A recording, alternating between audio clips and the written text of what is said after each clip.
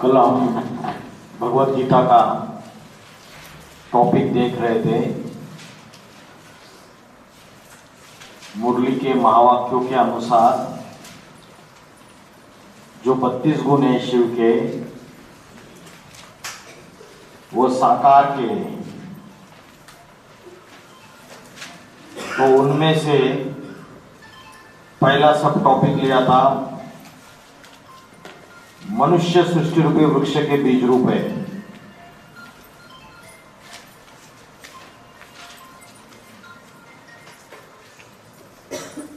ये topic complete हुआ था। और कौन से सब टॉपिक हुए थे कल?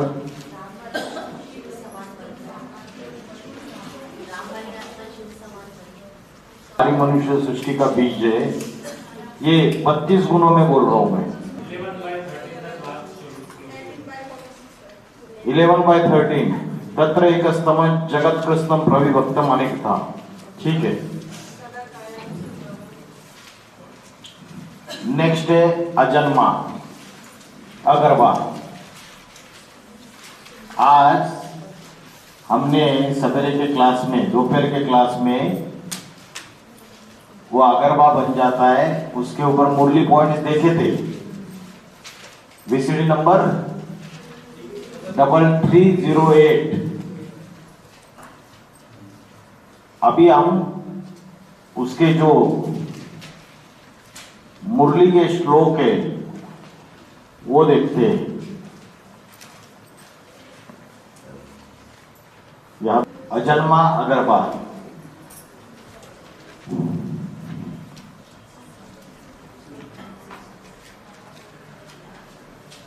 तो आज हमने मुरली पॉइंट्स तो देख लिए अजन्मा अगरबा के ऊपर। राम की आत्मा जब शिव समान बन जाती है तो अगरबा बन जाती है। उसको गर्भ द्वारा जन्म लेने की दरकार नहीं है। तब तक दरकार नहीं है जब तक वो अपनी सहयोगिनी शक्ति के साथ प्रवृत्ति में आते हुए राधा कृष्ण जैसे बच्चों को जन्म देने के निमित्त ना बने। तब तक पुरुषोत्तम संगम युग जब तक रहेगा तब तक वो अगरबा बन के रहेगा। भगवत गीता में 7वें अध्याय में 25वां श्लोक है, नाहम प्रकाश सर्वस्य योग माया समावृत मूढ़ो अयम ना अभिजानाति लोको माम अजम अव्ययम। नाहम प्रकाश सर्वस्य, प्रकाशम मतलब मैं सबके सामने प्रकट नहीं हूं, योग माया से ढका हुआ हो, योग माया समावृत। जो राम की आत्मा शिव समान बनती है वो सबके लिए प्रकट नहीं है, योग माया से ढका हुआ है।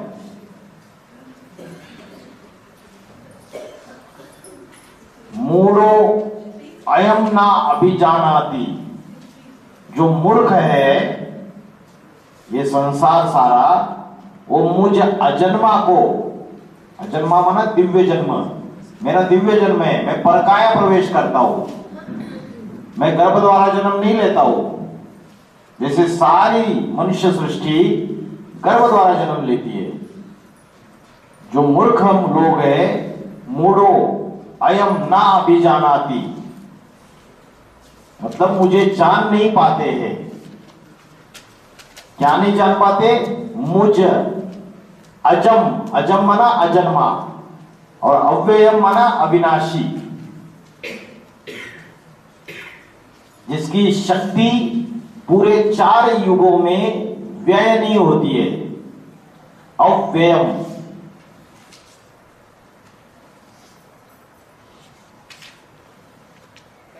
तो इस श्लोक में अजन्मा की बात आई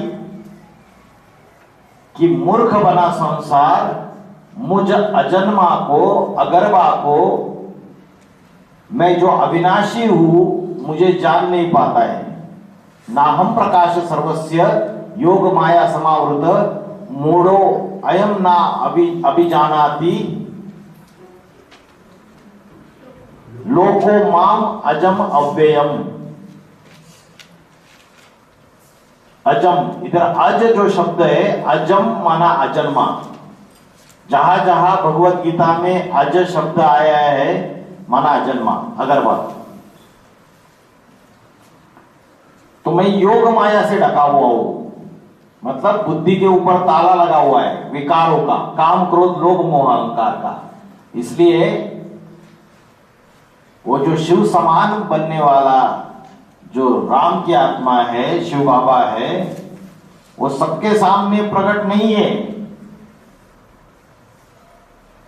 और सुनी सुनाई बातों से मूर्ख बना ये संसार मुझ अजन्मा अविनाशी को नहीं जान पाता। तो सुनी सुनाई बातें ब्राह्मण परिवार के अंदर नहीं है क्या? बहुत सारी है सुनी सुनाई बातें। और बाबा ने मुरली में बोला है, सुनी सुनाई बातों से भारतवासियों ने दुर्गति को पाया है।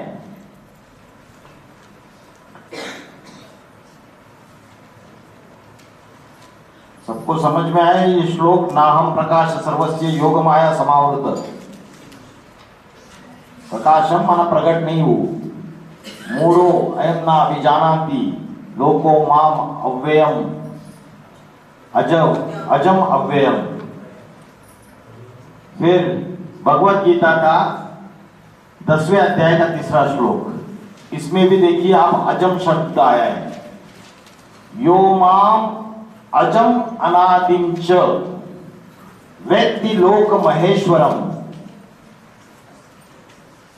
असम्मूढ़ा समर्थेषु सर्व पाप प्रमुच्यते। मां मतलब मुझे, जो मुझे अजन्मा मतलब अगरबा, अजन्मा का मतलब ही अगरबा, गर्भ द्वारा जन्म नहीं लेता हूं। अनादि, अनादि मतलब जिसका कोई आदि नहीं है,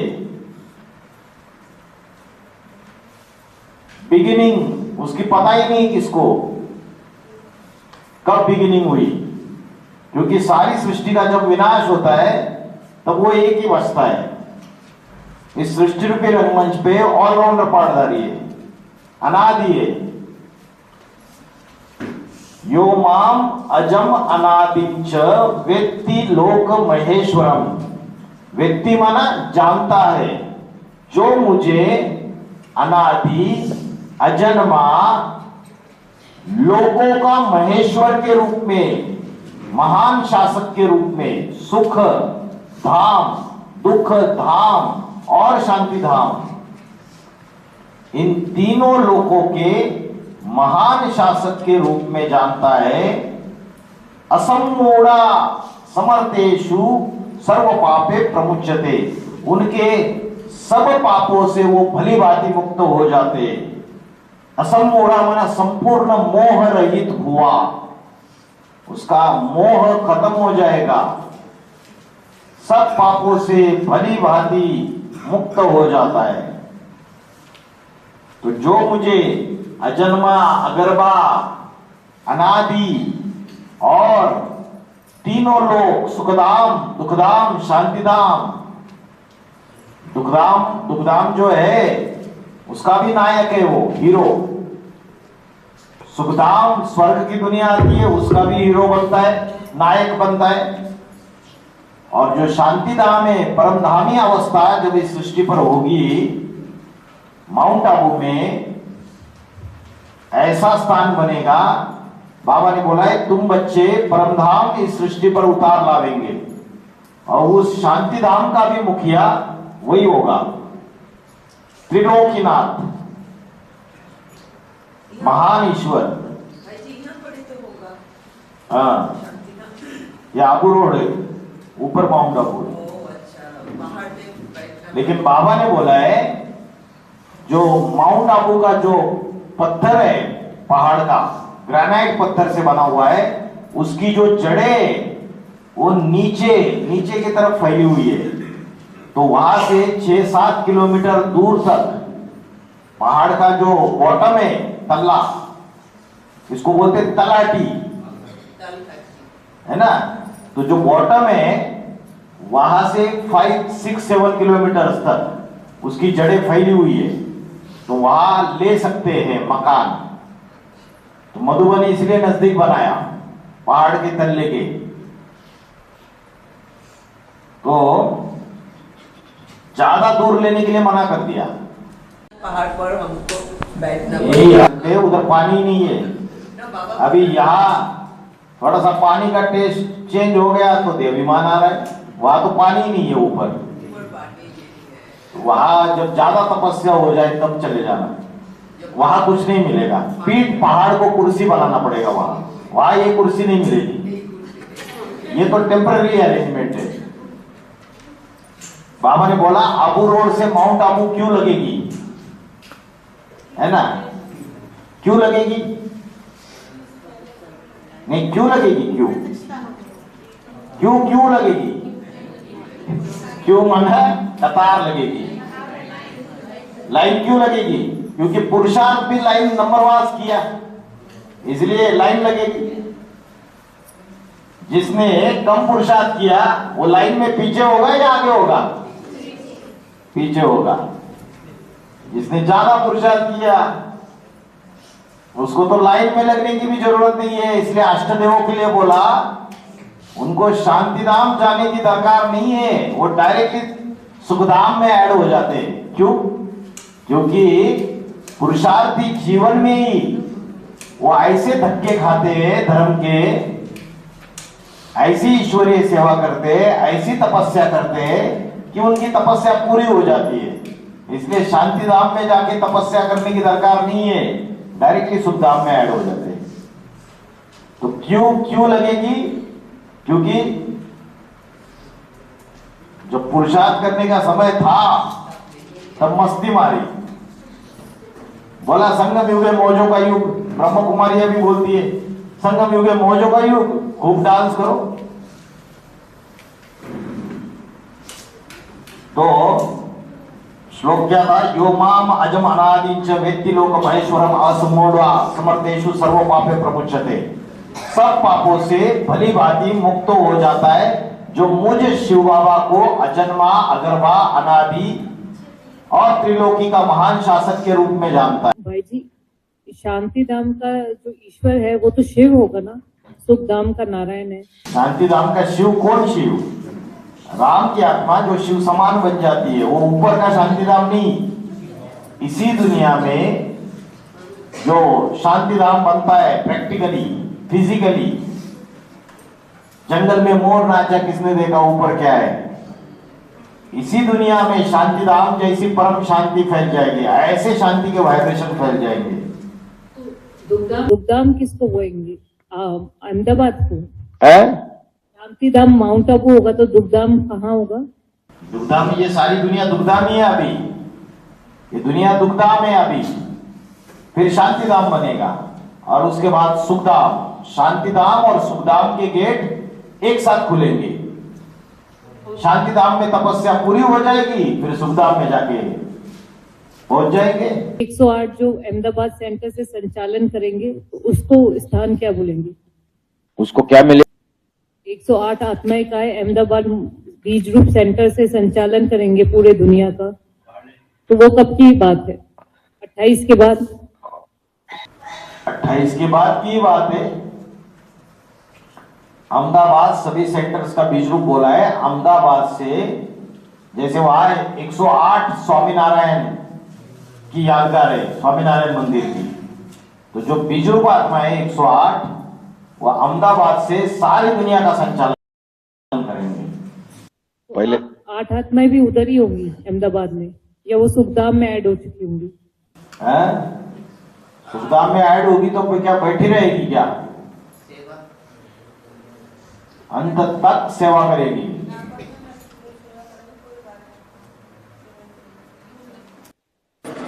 भाई जी ओम शांति जी। ओम भाई जी, मतलब सगुना ही अगुना ही नहीं कुछ दे रहा, ये बात तभी साबित होती है जब निराकार के समान राम वाली आत्मा बन जाती है, तो दोनों में कोई भेद नहीं रह जाता। जो बात निराकार के ऊपर लागू होती है वो साकार के ऊपर भी लागू हो जाती है। हाँ जी, सगुन अगुण ही नहीं कुछ भेदा, उभय हरण भव संभव खेदा।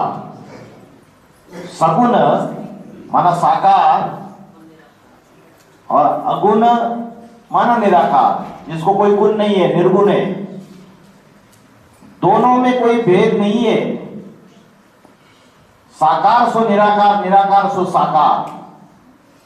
उभय हरण भव संभव खेदा। खेद माना दुख, दोनों दुख के हरण करने वाले हैं। तो जब राम वाली आत्मा जो साकार है वो 100% निराकारी स्टेज में स्थित हो जाती है, शिव के समान बन जाती है, वो साकार सु निराकार बन जाता है। तो दूसरा श्लोक हमने देखा, जो मुझे अजन्मा अनादि लोक महेश्वर के रूप में जानता है वो सर्व मोह रहित हुआ, सर्व पापों से मुक्त हो जाता है। तो यहां पे बात आई अजन्मा की, अगरबा की। और अगर एडवांस नॉलेज के अनुसार इसको जानेंगे तो अभी जो बात उठ रही है कि बच्चे के रूप में जन्म लिया, तो जो नहीं जानेंगे इस बात के कि वो अगरबा हो गया तो वो सब पापों से भलीभांति मुक्त नहीं होंगे, फिर उनका विकर्म विनाश नहीं होगा। तो जो जानेंगे उसके अगरबा के पाठ को, तो वो मोह रहित हुए सब पापों से भलीभांति मुक्त हो जाएंगे। उसके बाद दूसरे अध्याय का दूसरा श्लोक, परमात्मा पाठधारी जो राम की आत्मा शिव समान बन गई, उसको संपन्न बनने के बाद गर्भ द्वारा जन्म लेने की दरकार नहीं है। तो उसका जन्म कैसे हो गया? दिव्य जन्म। दिव्य जन्म माना वो पर काया प्रवेश कर सकता है। और उसके दिव्य जन्म से रिलेटेड 10वें अध्याय के दूसरे श्लोक में आया, नमे विदु सुरगणाः प्रभवं न महर्षया अहमादिर्हि देवानाम मनुष्या पार्थ सर्वशा। नमे विदु, विदु माना जानना, नहीं जानते, कौन नहीं जानते? सुरगणाः, सुर माना देवता। नमे विदु सुरगणाः प्रभवं न महर्षया। प्रभवम माना ना महर्षि जानते हैं मुझे, मेरे दिव्य जन्म को ना देवतागण जानते हैं ना महर्षियों ने जाना है। अमादिर्हि देवाना, मैं सभी देवताओं का आदिदेव हूं। महर्षिना च सर्वशा, और महर्षियों का भी, देवर्षि ब्रह्म ऋषि, इन सब का मैं आदि ईश्वर हूं। तो यहां क्या बोला? प्रभवम न महर्षया। प्रभवम, प्रभवम इस शब्द का अर्थ है मेरा जो प्रकृष्ट जन्म है, माना दिव्य जन्म है, उसे ना देवतागण जानते हैं ना महर्षियों ने जाना। तो एडवांस पार्टी के अंदर ही है जो उसके दिव्य जन्म को नहीं जानते। यहां ही देवतागण है, देवता बनने वाले, यहां ही देवर्षि है, ब्रह्मर्षि है।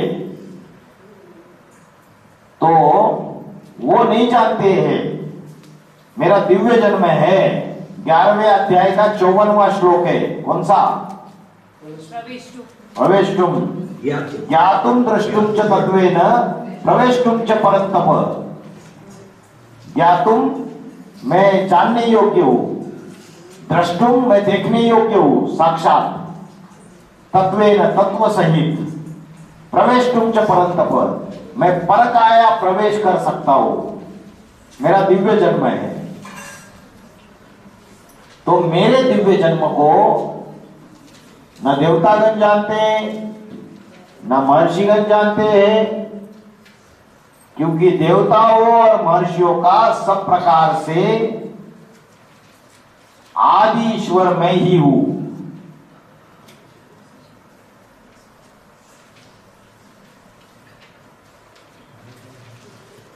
इसमें दिव्य जन्म साबित होता है, और दिव्य जन्म माना ही अजन्मा, माना ही अगरबा इस श्लोक में। 4थे अध्याय का 9वां श्लोक। यहाँ पर पहले तो शिव सुप्रीम सर्व को लागू था, अभी रावण आत्मा को लागू हुआ। हाँ शिव समान बन गया। हाँ, जब शिव समान बनेगा तो ये जो भी गीता के श्लोक है वो उसके ऊपर लागू होंगे।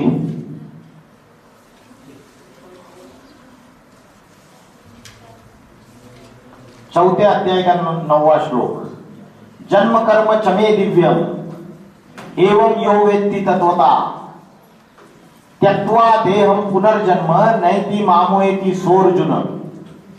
जन्म कर्म चमे दिव्यम, मेरा जन्म कैसा है? दिव्य जन्म है, और मेरे जो कर्म है वो भी दिव्य है। मेरे इस दिव्य जन्म को, दिव्य जन्म माना अगर्भा, गर्भ द्वारा जन्म नहीं लेता हूं, मेरा जन्म दिव्य है, नॉर्मल मनुष्य जैसा नहीं है। मेरे दिव्य जन्म को, दिव्य कर्मों को जो मनुष्य, व्यक्ति माना जानना, संस्कृत शब्द है। व्यक्ति माना क्या? जानना। जो मनुष्य मेरे दिव्य जन्म को, दिव्य कर्म को तत्व सहित नहीं जानता है। ये तत्व सहित क्या है? मतलब 23 तत्व बताए, मतलब वो पर्सनैलिटी को पूरी तरीके से नहीं जानता है। क्षेत्रज्ञ का ज्ञान, जिस क्षेत्र में, जिस शरीर रूपी क्षेत्र में वो क्षेत्रज्ञ प्रवेश करके पहाड़ बजाता है, शिव, उसको जो नहीं जानता है मेरे दिव्य जन्म को, दिव्य कर्म को, त्यक्त्वा देहम पुनर्जन्म, त्यक्त्वा माना त्यागना, वो देह को त्याग कर फिर मुझको ही पाता है, फिर से जन्म नहीं लेता है। कहा जन्म नहीं लेता है? इस नारकीय धाम में जन्म नहीं लेता है। जो कलयुग की दुनिया है इसमें नहीं जाता है। कहा जाएगा? स्वर्ग लोक में जाएगा, मुझे प्राप्त होगा। कौन? जो मेरे दिव्य जन्म, दिव्य कर्म, इसको तत्व सहित जानता है। 23 तत्व जो है, 5 ज्ञानेन्द्रिया, 5 कर्मेंद्रिया, 5 पंच महाभूत, जल वायु अग्नि पृथ्वी आकाश, 5 विषय भोग, रूप रस गंध स्पर्श शब्द, मतलब उस पर्सनैलिटी को पूरी तरीके से जानता है। उसका रूप कैसा है, वो कौन से रसों का भोगता है, उसको स्पर्श करके भी देखा होगा, है ना, उसके शब्दों का भी अनुभव किया होगा। वो अहंकार संस्कार में कहते हैं या अहंकार दशोदायस में? अहंकार शुद्ध रूप में भी होता है, अहंकार शुद्ध रूप में भी होता है। जैसे बाबा ने बोला वो पक्का अहमदाबादी है, सारी दुनिया के अहम को झुकाकर फिर लास्ट में अपना अहम त्याग देगा। इस दुनिया में राक्षस भी है, नास्तिक से नास्तिक भी है, और बड़े अहंकारी है, भगवान को मानते ही नहीं, भगवान की रचना को नहीं मानते, साइंस का घमंड है उनके पास। तो ऐसे अहंकारियों का अहम झुकाकर फिर लास्ट में अपने अहम को त्याग देगा, तो तब भगवान साबित हो जाएगा। नास्तिकों का भी बाप आया हुआ है, नास्तिक भी उसके सामने झुक जाएंगे। तो अहंकार शुद्ध अहंकार है, देहाभिमान को गलाने के लिए। बच्चों के अंदर जो राक्षसी प्रवृत्ति है, देहाभिमान है, उसको खत्म करने के लिए उन राक्षसों का भी बाप बनना पड़ता है उसको। समझ में आ रहा है? ये 28 के बाद की बात है या अभी भाई जी ज्योतिषी को पूछो। तो भाई जी बाबा ने बोला है राम ही रावण बनता है, कृष्ण ही कंस बनता है। तो पहले 28-29 तक जो बीज रूपी ब्राह्मणों की दुनिया है, में भी पहले अष्टदेवों के अहंकार को झुकाएगा और भगवान बन के साबित हो जाएगा। उसका कंपैरिजन ही 8 से है, जो हाईएस्ट एंड होलीएस्ट बनते हैं। इसलिए बोला मिरवा मौत मनु का शिकार।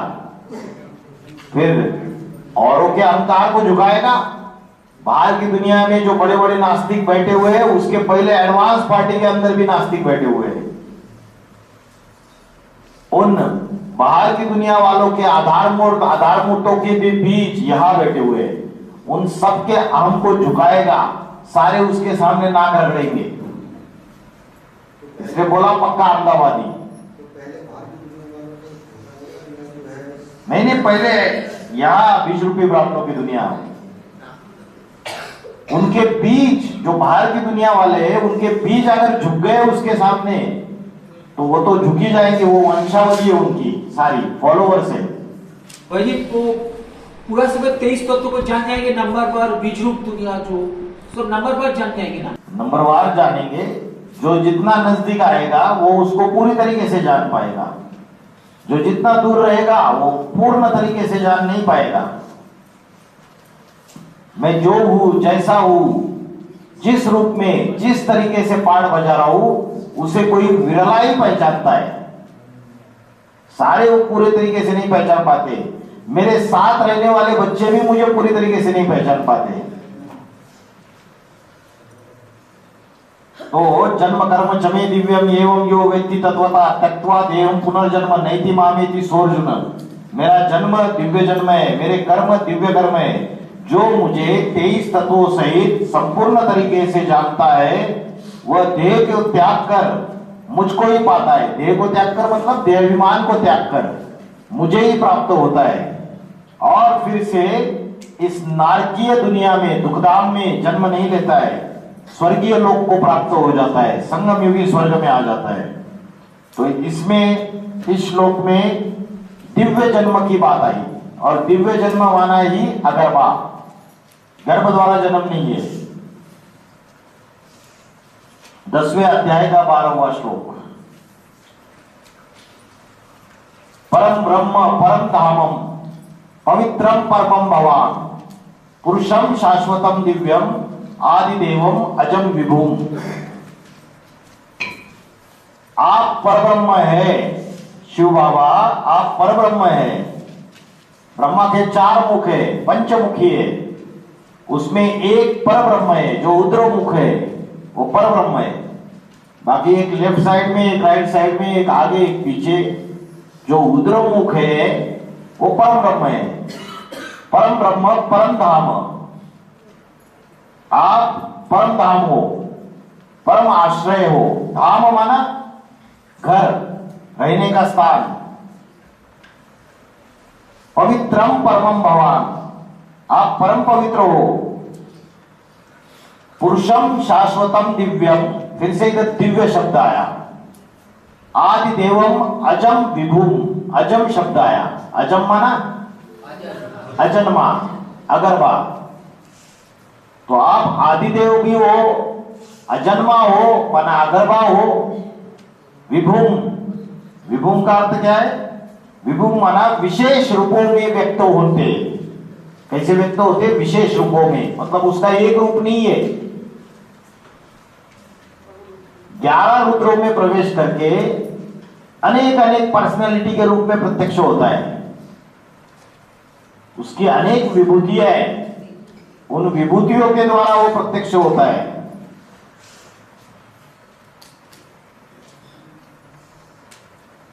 विभूतियां तो अष्टदेवी है। अष्टदेव। तो इस श्लोक में बताया अजम माना मैं अजन्मा हूं, आदिदेव हूं, विशेष रूपों में व्यक्त होता हूं, परम ब्रह्म, परम धाम, परम आश्रय हूं। सारी मनुष्य आत्माएं उसका आश्रय लेगी, अंत में उस एक की स्मृति में समा जाएगी। शाश्वत पुरुष हूं, दिव्य और अजन्मा। तो जहां जहां अजम शब्द आएगा भगवत गीता में, वहां वहां वो श्लोक अगर्भा अजन्मा के लिए लागू हो जाएगा। इसके पहले हमने जो देखा था, यो माम अजम अनादिच वेत्ति लोक महर्षय असमूढ़ा समर्थेषु सर्व पाप प्रमुच्यते। उसके बाद 10वें अध्याय का 15वां श्लोक।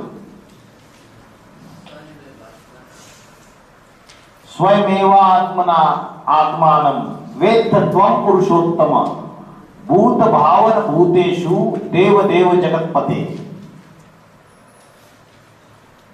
ये इंपॉर्टेंट श्लोक है 10वें अध्याय का 15वां।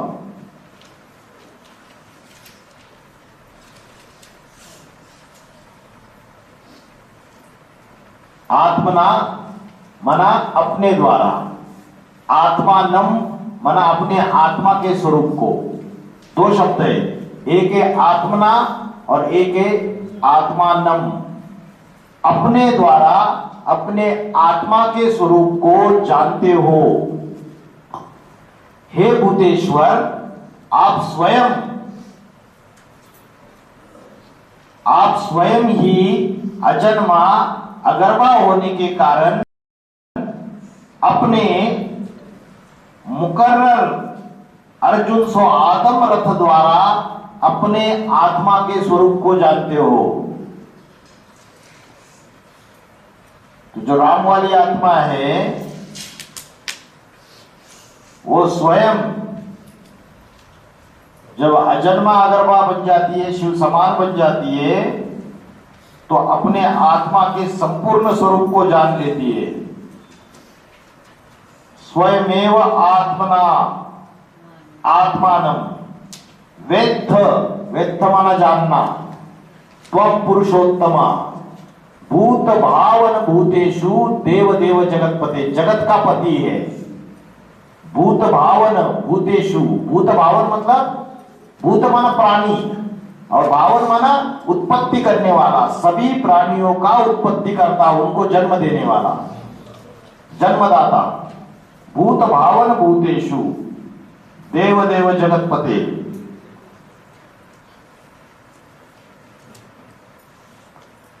तो इन श्लोकों को हम क्यों देख रहे हैं? क्योंकि जो 32 गुण है शिव के, वो बिंदी के नहीं है, वो साकार के। राम की आत्मा जब शिव समान बन जाती है तो ये 32 गुण उसके टैली होते हैं। और इस श्लोक में बोला आप स्वयं अजन्मा अगर्वा होने के कारण अपने द्वारा अपनी आत्मा के स्वरूप को जानते हो। स्वयमेवा आत्मना आत्मानम वेत्थ त्वं पुरुषोत्तम। अपने द्वारा अपने आत्मा के स्वरूप को जानते हो।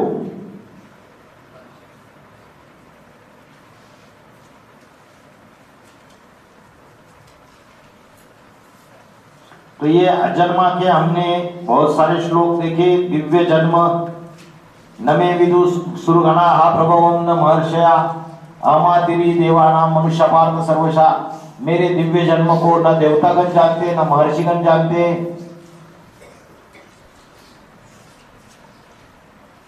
जन्म कर्म चमे दिव्य, मेरा कर्म भी दिव्य है, मेरा जन्म भी दिव्य है। अभोक्ता। नेक्स्ट 90वें अध्याय का 9वां श्लोक। हमने सवेरे मुरली के पॉइंट देखे थे अभोक्ता के। 90वें अध्याय का 9वां श्लोक है, न च माम तानि कर्माणि निबंधन्ति धनंजया उदासीन वत आसीन असक्तम तेषु कर्मसु। मैं कर्मों में बंधायमान नहीं होता हूं। कर्म मुझको उदासीन समान रहने वाले को नहीं बांधते हैं। मैं कैसा रहता हूं? उदासीन समान। उदासीन माना न्यूट्रल, अभोक्ता। मुझे कर्म नहीं बांधते हैं। अगर कर्मों से आसक्त हो जाते, जो भी कर्म करते हैं, चाहे नौकरी धंधा करते, चाहे किचन में खाना बनाते, चाहे साफ सफाई की ईश्वरीय सेवा करते, अगर कर्मों में आसक्त हो जाएंगे तो कर्म बंधन आ जाएगा, मैंपन का भाव आ जाएगा, मैंने किया करके, और उस आसक्ति से दुख आएगा। तो जो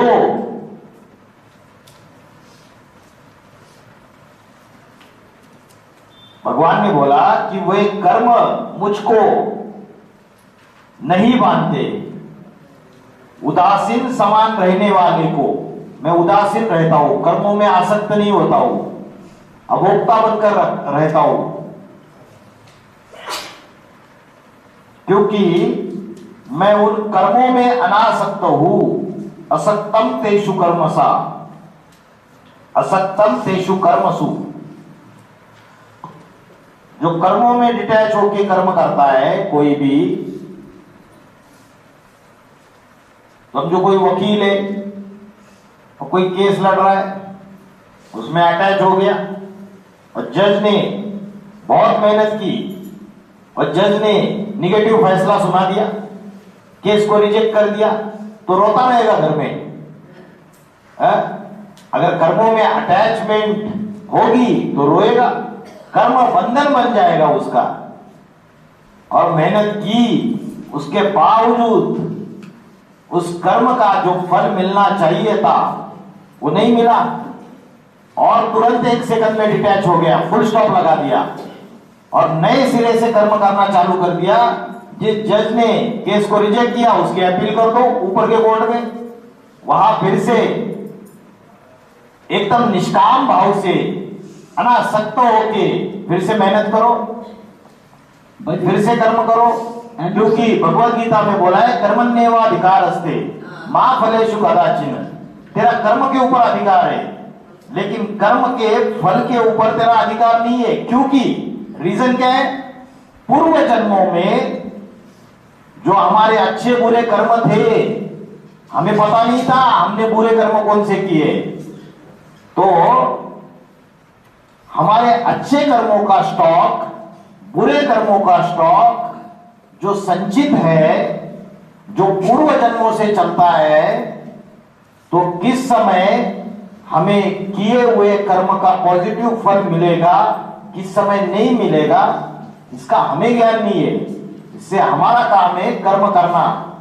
भाई जी, एक वकील अनासक्त रह सकता है? क्यों नहीं रह सकता है?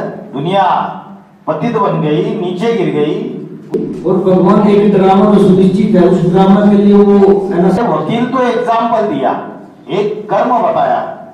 ऐसे तो कोई भी प्रोफेशन है, डॉक्टर है, पेशेंट का ऑपरेशन करता है और पेशेंट का रोज ऑपरेशन करता है। अलग अलग पेशेंट्स आते हैं, डिटैच रहता है और ऑपरेशन करता है, मर गया तो भी उसको कोई टेंशन नहीं। उसके घर वाला ही, बेटा ही ऑपरेशन थिएटर में आ गया और अपने बेटे का ऑपरेशन करना है। अभी देखो डिटैच होकर कर्म करता है क्या? भगवान को इतनी अटैचमेंट होगी, पसीना छूट जाएगा। भगवान को तो अरे पहले एक बात तो क्लियर करो, वो कर्म इतना आसक्त कर्म रहेगा, उसके परिणामों के बारे में भी वो सोचता रहेगा। तो कर्म की अटैचमेंट जो है वो दुख का कारण है। अनासक्त होके जो कर्म करते हैं, what ever may be the result, कोई भी परिणाम रहे उसका, तो ऐसे इसका कर्म बंधन नहीं बनता है। फिर नहीं तो कर्म बंधन बन जाता है सबके साथ। वकील तो अनासक्त सबकी बात नहीं बताई। दुनिया 90% सारा ही प्रदूषण हो गया, सारा ही करप्शन हो गया, सारा ही भ्रष्टाचार हो गया, लेकिन 10% कोई अच्छे है ना दुनिया में, जिसकी वजह से दुनिया टिकी हुई है। हर प्रोफेशन में, चाहे वकील हो, डॉक्टर हो, इंजीनियर हो, जज हो, 10% तो है अच्छे, इसलिए टिका हुआ है। नहीं तो धड़ाम धूम खत्म। भाई जी, जैसे कि आप सोलर टेक करते हैं। ओम शांति भाई। ओम शांति भाई जी। और हाँ, ओम शांति। हाँ भाई जी, मतलब वही गीता में आया हुआ है ना, कर्म पर तेरा अधिकार है, फल की इच्छा मत कर, कर्म करते जा। वही बात हुई ना। हाँ, वही बात बताई ना, कर्मण्येवाधिकारस्ते मा फलेषु कदाचन। हाँ, जो करती है, ये भी हमारा कर रहे हैं। सोल अटैक जो करती है, सोलर टेक जो कर रही है, ये भी कर रहे हैं। सोल अटैक कर रही है, ये भी कर्म है। ये कर्म नहीं है, ये उनका हिसाब किताब है जो हमने उनसे इस जन्म में, पूर्व जन्मों में जोड़ा है। अच्छा बुरा जो भी, तो जो भी हमने उनसे हिसाब किताब जोड़ा है वो चुकतू करने आते। ब्राह्मण समाज जो कर रहा है 16 लाख गोली के कर्म होगा उनको भेज रहा है। साकार शरीरधारी जो सोल भेज रहे हैं इस वक्त हमें डाउन करने के लिए, वो भी हमारा कर्म ही होगा पिछले जन्म का। उनसे भी कर्मों का हिसाब किताब है। इस दुनिया में कोई भी व्यक्ति अगर उससे हिसाब किताब नहीं तो आपको दुख दे ही नहीं सकता। वो आपको मिल भी नहीं सकता। अभी ये सूरत से आ गए ट्रैवल करके, इधर ही क्यों आए? पड़ोस के घर में क्यों नहीं गए? यही क्यों आए? यहां हिसाब किताब है, वहां नहीं है हिसाब किताब। अब जयपुर से यही क्यों आए? यहां हिसाब किताब है लोगों से। तो आत्मेव आत्मना बंधु आत्मेव रिपुर आत्मना, आत्मा स्वयं ही अपना मित्र है और आत्मा स्वयं ही अपना शत्रु है। हमने इस जन्म में पूर्व जन्मों में अनेकों से हिसाब किताब जोड़े और अभी चुकतू करने का समय है। ये सारा क्लियरेंस। हम तो बोल रहे हैं हमें जाना है परम धाम, हमें जाना है शांति धाम, हमें जाना है सुख धाम। तो वो आते, अरे कहा जा रहा है भाई मेरे से हिसाब किताब चुकतू कर, मेरे इतने लेने देना है तेरे साथ, पहले ये चुकतू कर फिर देवता बन, मनुष्य से देवता। वो सूक्ष्म शरीरधारी इर्द गिर्द आते, बोलते तूने मुझे इतना इतना दुख दिया पिछले जन्मों में। 700-800 करोड़ की दुनिया है और इस 800 करोड़ की दुनिया में हमने जो पूर्व जन्मों में जो हमने अनेक जन्म लिए, 84 जन्म लिए, उसमें जो द्वापर युग से कलयुग तक ये जो 63 जन्म है, इसमें हमने राज परिवार में जन्म लिए या नहीं लिए? राज परिवार में जन्म लिए। कोई कोई तो बड़े राजा बने, कोई कोई तो बड़े महाराजा बने। तो राजा बने, महाराजा बने, राज परिवार में आए तो हमें ज्यादा सत्ता मिली और उस सत्ता का भोग भोगा और हमने पाप कर्म किए। जो इनोसेंट है, निर्दोष है, उनके ऊपर भी हमने अत्याचार किए। तो वो कर्मों का हिसाब किताब बना। आज हम उसको जानते नहीं है हमने क्या ऐसे कर्म किए पिछले जन्मों में। वो सारे जो आज हमारा हिसाब किताब चुकतू करने के लिए आ रहे हैं, उनसे हिसाब किताब पूर्व जन्मों में हमने जोड़ा, उनको नुकसान पहुंचाया, वो फिर से आए। वो बोलेंगे जितना आपने हमें दिया उतना ही हम देंगे, उससे ज्यादा भी नहीं, उससे कम भी नहीं। बुरा जो देखन में चला बुरा न मिलेगा कोई, जो मन देखा अपना मुझसे बुरा न कोई। आज मेरे साथ कुछ भी हो रहा है, बीमारी आ रही है, फाइनेंशियल लॉस हो रहा है, कोई भी अप्रिय घटना हो रही है, भूत प्रेत प्रवेश कर रहे हैं, तबीयत खराब हो रही है, कुछ भी हो रहा है, मेरे अपना किया करा है। कोई कुछ उल्टा पुल्टा भी कर रहा है, उसके साथ किया है तभी कर रहा है। और जब तक वो हिसाब किताब रहेगा तब तक ही करेगा, उससे ज्यादा नहीं करेगा वो कभी भी। समझ में आ रहा है माता जी? ये सो गए? हवा अच्छी है ना, नींद भी अच्छी आती है हॉल में। भाई जी एक लागू हो सकता ना 9/9, इससे रिलेटेड, थोड़ा सा रिलेटेड है क्या होगा? ऐसा बात ना करते काम ना कर्माणि लोकस्य संयोति प्रभु ना कर्म फल संज्ञान स्वभावतु प्रवर्तते। इसके साथ थोड़ा अर्थ बोलिए। ओ बोला ना कर्मफल संजोग का संजोग पूरा अर्जुन देव में, तो बोला अर्जुन देव में अनासक्त अकर्ता प्रभु शिव ज्योति भी न सांसारिक कर्तापने की अहंकार का न कर्मों का और निरंतर अखुट ज्ञान भंडार की स्थिरता से न कर्मफल संयोग का सजग है, किंतु पुरुषोत्तम संयम जो भी शूटिंग में भी भोगवादी प्राणी स्वभाव प्रवर्तित तो होता है। तो इसके साथ थोड़ा लिंक है 9/9। न कर्तृत्वम न कर्माणि, 5वें अध्याय का 14वां श्लोक, ये अकर्ता के ऊपर है। अकर्ता ये अभोक्ता चल रहा है ना। न कर्तृत्वम न कर्माणि लोकस्य सृजति प्रभुआ,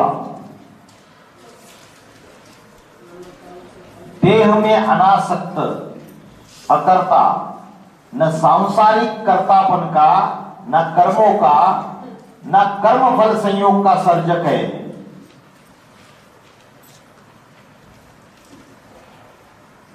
मतलब जो अकर्ता होता है, सांसारिक कर्तापन का मतलब मैंने किया, ये भाव उसके अंदर नहीं होना चाहिए। जो अकर्ता होगा, बाबा ने कराया, जो भी कराया बाबा ने कराया। न कर्मों का, न कर्म फल संयोग का सर्जक है। कर्म का जो फल भी मिला वो मैंने नहीं, मेरी वजह से नहीं मिला, बाबा की वजह से मिला। ये कर्म मैंने नहीं किया, उसने मेरे से कराया। तो ये अकर्ता का श्लोक है, 5वें अध्याय का 14वां श्लोक।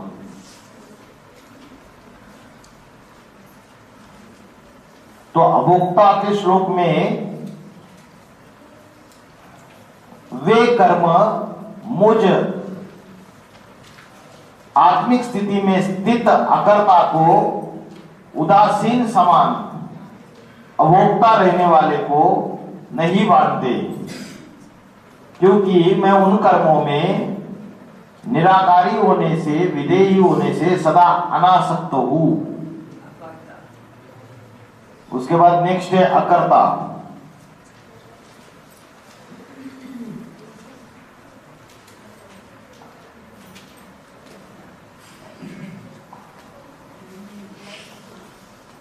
VCD number 2298। बाबा ने व्याख्या की थी 7 फरवरी 2017। टाइमिंग है 43 मिनट।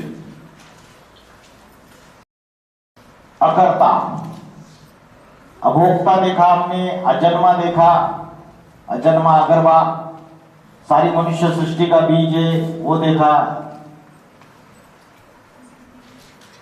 VCD number 2298। सारी सृष्टि किसमें लीन हो जाती है? पर ब्रह्म में लीन हो जाती है। लीन होना माना समा जाना, लवलीन होना, उसके प्यार में, उसके स्मृति में समा जाती है। वह परम ब्रह्म अलग है, ब्रह्मा अलग है, और उसमें रहने वाला अलग है, वो शिव है।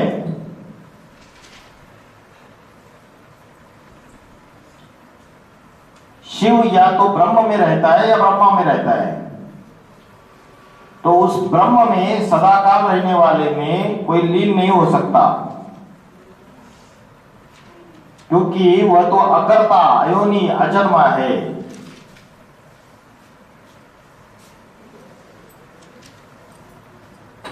कोई आत्मा प्रैक्टिकल में यह लक़ब धारण नहीं कर सकती।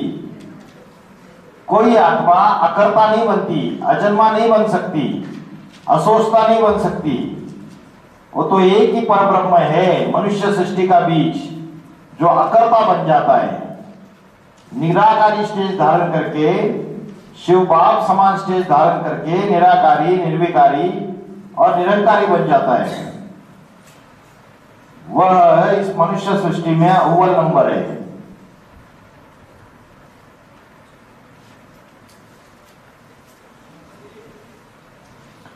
अकर्ता के बारे में बताया। भगवत गीता का श्लोक है 4थे अध्याय का 13वां श्लोक। चातुर्वर्ण्यम माया सृष्टम गुणकर्म विभागशा तस्य कर्तारम अपि माम विद्धि अकर्तारम अव्ययम। ये 4 वर्ण है, ब्राह्मण, क्षत्रिय, वैश्य और शूद्र। गुण और कर्म के विभाग अनुसार 4 वर्णों को रचा था। तो अभी आध्यात्मिक विश्वविद्यालय में और प्रजापिता ब्रह्म कुमारी ईश्वरी विश्वविद्यालय में जो ब्राह्मण पढ़ाई पढ़ रहे, उसमें गुण और कर्मों के अनुसार 4 वर्ण है या नहीं है? ब्राह्मण भी है, यहाँ पे क्षत्रिय भी है, वैश्य भी है, वैश्य माना व्यापार करने वाले, और शूद्र भी है। शुद्ध कर्म करने वाले, चलते तो ज्ञान में, पवित्रता की प्रतिज्ञा भी लेते, लेकिन पुरुषार्थी जीवन में श्रीमत के बरखिलाफ कार्य करते, शुद्ध कर्म करते और कर्मणा सेवा करेंगे तो उनकी बुद्धि स्थिर रहेगी। जैसे ही कर्मणा सेवा छोड़ दी तुरंत बुद्धि विषय विकारों में जाएगी। तो 4 वर्ण जो बने, ब्राह्मण वैश्य, ब्राह्मण क्षत्रिय वैश्य और शूद्र, यहां की बात है। और कैसे विभाजन हो गया? कर्म और गुणों के अनुसार, उनके जो गुण है और संगम युग में उन्होंने जो कर्म किए परमात्मा का ज्ञान मिलने के बाद,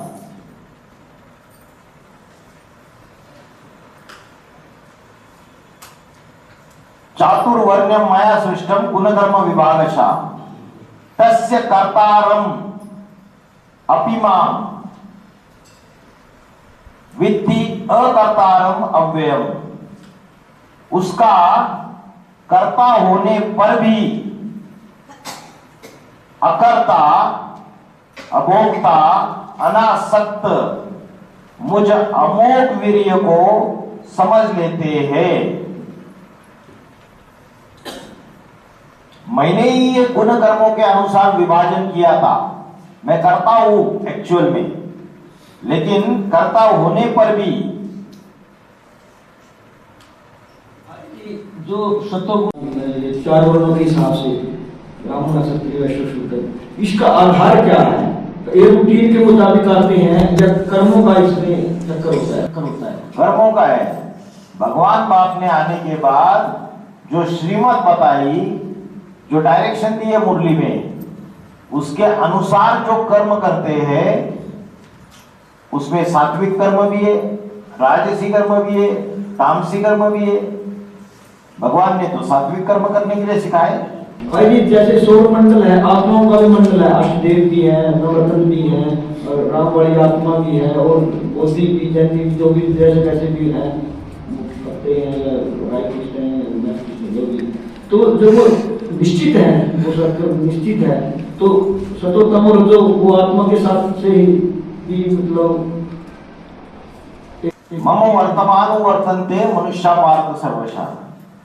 सारी मनुष्य सृष्टि मेरे ही कर्मों को फॉलो करती है। मैंने जो कर्म किए संगम युग में, पहला ब्राह्मण सो पहला देवता, पहला देवता सो पहला क्षत्रिय, पहला क्षत्रिय सो पहला वैश्य, पहला वैश्य सो पहला शूद्र। तो राम वाली आत्मा जो है वो पहला ब्राह्मण बनती है, फिर वही पहला देवता बनती है अव्वल नंबर का, वही त्रेता युग में जाके पहला क्षत्रिय बनती है, वही द्वापर युग में जाके जब द्वापर की शुरुआत होती है तो पहला वैश्य बनती है, और जब कलयुग की शुरुआत हो जाती है तो पहला शूद्र बनती है। देवगण और भगवान ये जो वैश्य है, वैश्य कहां तक है? ब्राह्मण कहां से निकले? विराट रूप का जो चित्र है उसमें ब्राह्मण निकले, ब्राह्मण मुख से निकले, ब्रह्मा मुख वंशावली, भुजाओं से क्षत्रिय निकले, पेट से वैश्य निकले, और जंगाओं से, अरे रुको मेरे मां भाई, एक पूरा होने दो, जंगाओं से शूद्र निकले। इसका मतलब क्या है? जो वैश्य कर्म करने वाले हैं, वैश्य माना व्यापार, वो यहां तक है पेट, और जो क्षुद्र है वो पेट से भी नीचे माना भ्रष्ट इंद्रियों से कर्म। संगम युग में भगवान बाप मिलने के बावजूद, पवित्रता की प्रतिज्ञा लेने के बावजूद काम शिक्षा पर चढ़ते हैं। के मुताबिक वो स्वाभाविक है। जैसे सूर्य का सौर मंडल में सब कुछ स्वाभाविक है, टूटता फूटता दोबारा फिर वैसा ही बन जाता है, मतलब बनने के बाद या विकास के बाद क्या स्वाभाविक है? दोबारा क्रम शुरू होता है, पृथ्वी के ऊपर भूकंप वगैरह आते हैं। तो जब आत्मा का सूर्य का सौर मंडल है, तो आत्मा का तो सौर मंडल है, उसके अंदर गुण कर्म स्वभाव जैसे आप बोल रहे हैं, ब्राह्मण क्षत्रिय वैश्य शूद्र, तो ये इसमें ऋषिगण भी है, देवगण भी है, मतलब ब्राह्मणों से ऊपर कुछ कोटि भी है इसके अंदर। तो ये एक रूटीन के मुताबिक नहीं आते। हाँ, प्रश्न क्या है? प्रश्न यही है कि ब्राह्मण क्षत्रिय वैश्य शूद्र भी एक सौर मंडल की तरह, आत्मा के सौर मंडल की तरह निश्चित हो सकते नहीं, संगम युग में भगवान आकर जब ज्ञान देता है, सबको ज्ञान एक जैसा देता है। नन्हे मुन्ने बच्चे तेरे मुट्ठी में क्या है? मुट्ठी में है तकदीर हमारी।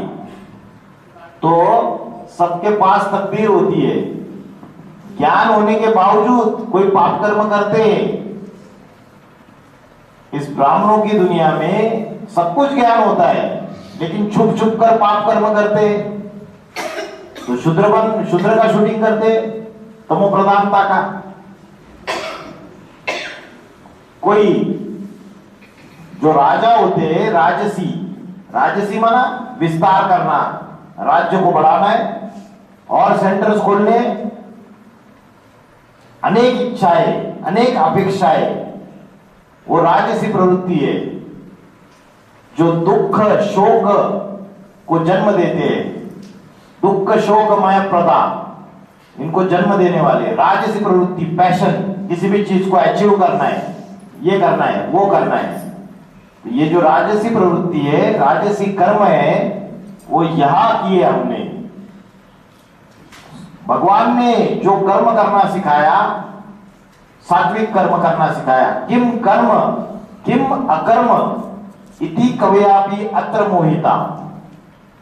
जो ज्ञानी तो आत्मा है, वो भी डिसीजन नहीं ले पाते कि मुझे कौन से कर्म करने चाहिए और कौन से कर्म नहीं करने चाहिए। भगवान माफ गुप्त होने के बाद, 2018 के बाद, और अभी सब कंफ्यूजन में है, किसका पाला पकड़े किसका पाला ना पकड़े, कहा जाए ना जाए, और उसकी वजह से अवस्था डामाडोल हो रही है। तो कर्म अकर्म और विकर्म का ज्ञान परमात्मा बताता है, संगम युग में बताता है। जब वो आता है इस दुनिया में तब बताता है, और वो समझने के बावजूद आत्माएं जैसे कर्म करते हैं, तो गुण और कर्मों के अनुसार उनकी विभाजन हो जाता है।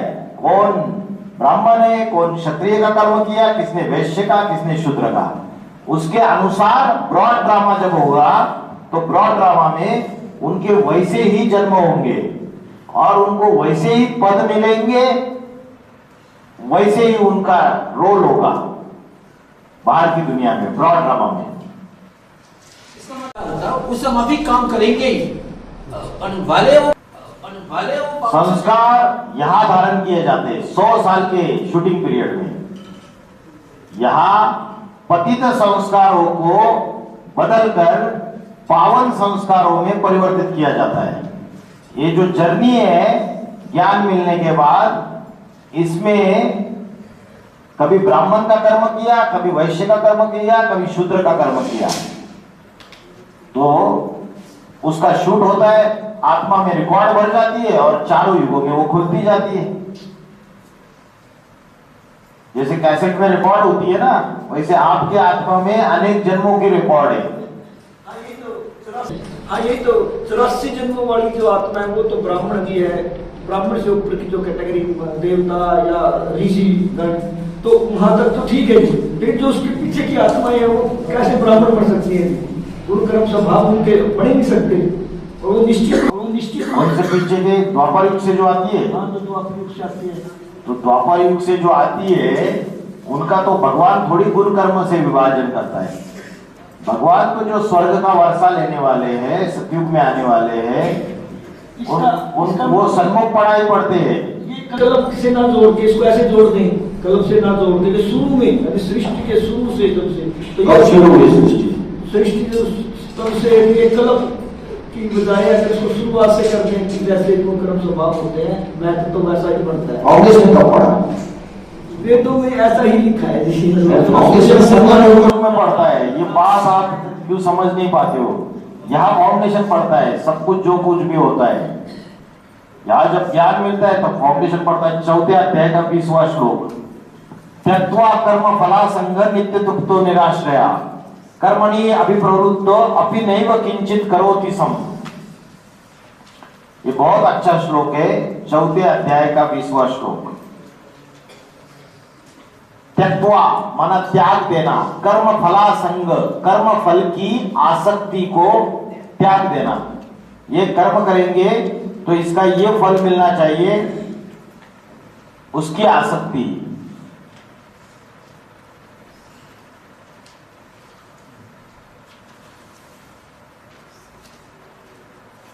त्यक्त्वा कर्म फला संग नित्य तृप्तो निराश्रया, जो कर्म फल की आसक्ति को त्याग कर सदा संतुष्ट हुआ, नित्य तृप्त, सदा संतुष्ट रहता है। जो मिले उसमें संतुष्ट, नहीं मिले तो भी संतुष्ट। भगवत गीता में बोला यदृच्छा लाभ संतुष्ट, जो मिले न मिले। अगर मेरा हिसाब किताब है तो मुझे लड्डू मिलेगा, सबको दे दिया, मुझे क्यों नहीं दिया, है ना, सिमली। तो संतुष्ट रहना है, संतुष्टता सबसे बड़ा धन है।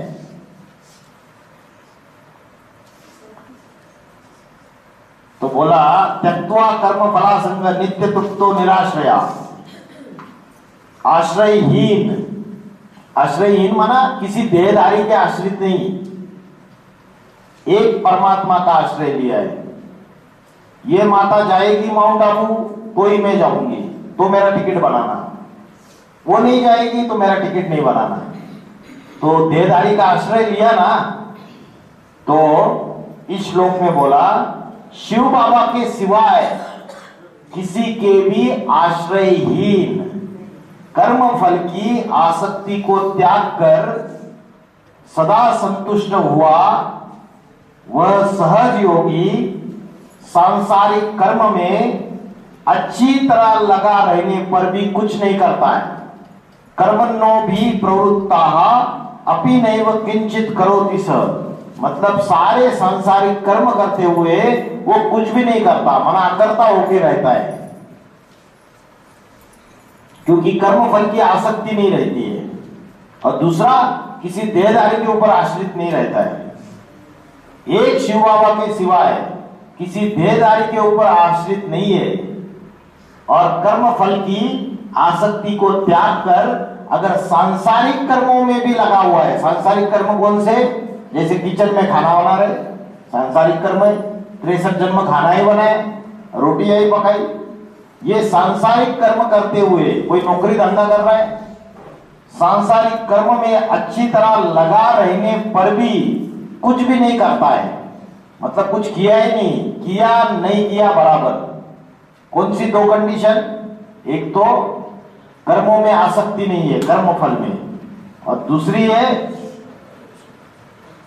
किसी देहधारी का आश्रय नहीं लिया है एक शिव बाबा के सिवाय। तो ये अकर्ता के 2 श्लोक हो गए।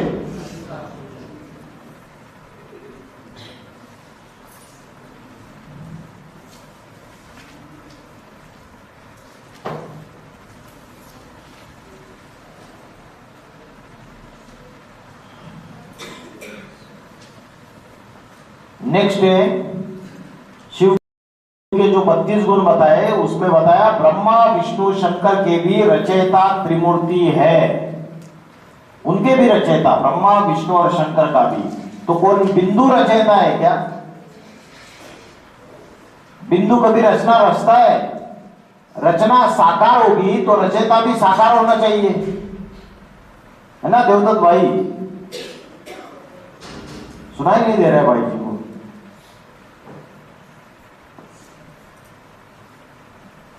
पूछो, सुनाई दे रहा है? सुनाई दे रहा है? हाँ, तो ब्रह्मा विष्णु शंकर के भी रचयिता त्रिमूर्ति शिव है। तो मुरली के पॉइंट अनुसार देखते हैं, बहुत इंपॉर्टेंट टॉपिक है। VCD 3195, छोटे छोटे पॉइंट है। जिस मुकर्रर रथधारी में प्रवेश करते हैं उसको टाइटल मिलता है त्रिमूर्ति शिव। कौन है मुकर्रर रथधारी? मुकर्रर रथ है राम वाली आत्मा का सूक्ष्म शरीर। मुकर्रर रथधारी जो राम की आत्मा है उसको टाइटल मिलता है त्रिमूर्ति शिव। 3 मूर्तियों वाला शिव। शिव जब आते हैं तो 3 मूर्तियों के साथ आते हैं। ब्रह्मा की भी मूर्ति चाहिए, विष्णु की भी मूर्ति चाहिए और शंकर की भी मूर्ति चाहिए। लेकिन उनमें एक ऐसी मूर्ति है जो शिव समान 100% बनती है, राम की आत्मा। उसको कहा जाता है त्रिमूर्ति शिव। तो त्रिमूर्ति के ऊपर ये जो लाल गोला है वो राम की आत्मा शिव समान जो बनती है उसकी यादगार है। क्योंकि शंकर में तो 3 आत्माएं मिक्स, राम भी है, शिव भी है और कृष्ण भी है। उसमें से जो राम की आत्मा है वो संपन्न बनती है शिव समान। वो जो शिव समान बनती है वही आत्मा है जिसने ब्रह्मा में प्रवेश करके पाठ बजाया था, ज्ञान की वाणी चलाई थी, मुरली। शंकर में भी क्लैरिफिकेशन का पाठ बजाया। वही है जो नर से नारायण, ब्रह्मा से विष्णु भी बनता है। तो वो जो आत्मा है वो त्रिमूर्ति शिव है जो 100% शिव समान बनती है, उसको कहा जाता है त्रिमूर्ति शिव। ये कंसेप्ट कितनों को पता था त्रिमूर्ति शिव वाला? हाँ, राम की आत्मा जब संपन्न बनती है शिव समान तो वही है त्रिमूर्ति शिव। VCD नंबर 3195 में। उसके बाद नेक्स्ट है VCD नंबर 3534।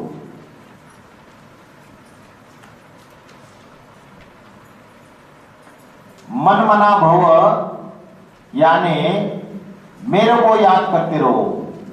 मेरी ज्योति बिंदु आत्मा जिस शरीर के द्वारा सारा कार्य करती है, शरीर माना सूक्ष्म शरीर, जिस शरीर के द्वारा सारा कार्य करती है, स्थापना का भी कार्य करती है ब्रह्मा में प्रवेश करके, पालना का भी, विनाश का भी, तीनों कार्य करती है। उस त्रिमूर्ति शिव को याद करते रहो, त्रिमूर्ति हाउस को याद करते रहो, त्रिमूर्ति रोड को याद करते रहो, जो तीनों रास्ता बताने वाला है एक ही, जो स्थापना का कार्य भी करता है। मुकर्रर रथ उसका सूक्ष्म शरीर ब्रह्मा में प्रवेश करके, शंकर द्वारा विनाश का कार्य भी करता है और विष्णु द्वारा पालना का कार्य भी करता है। वही त्रिमूर्ति शिव है। VCD number 2509।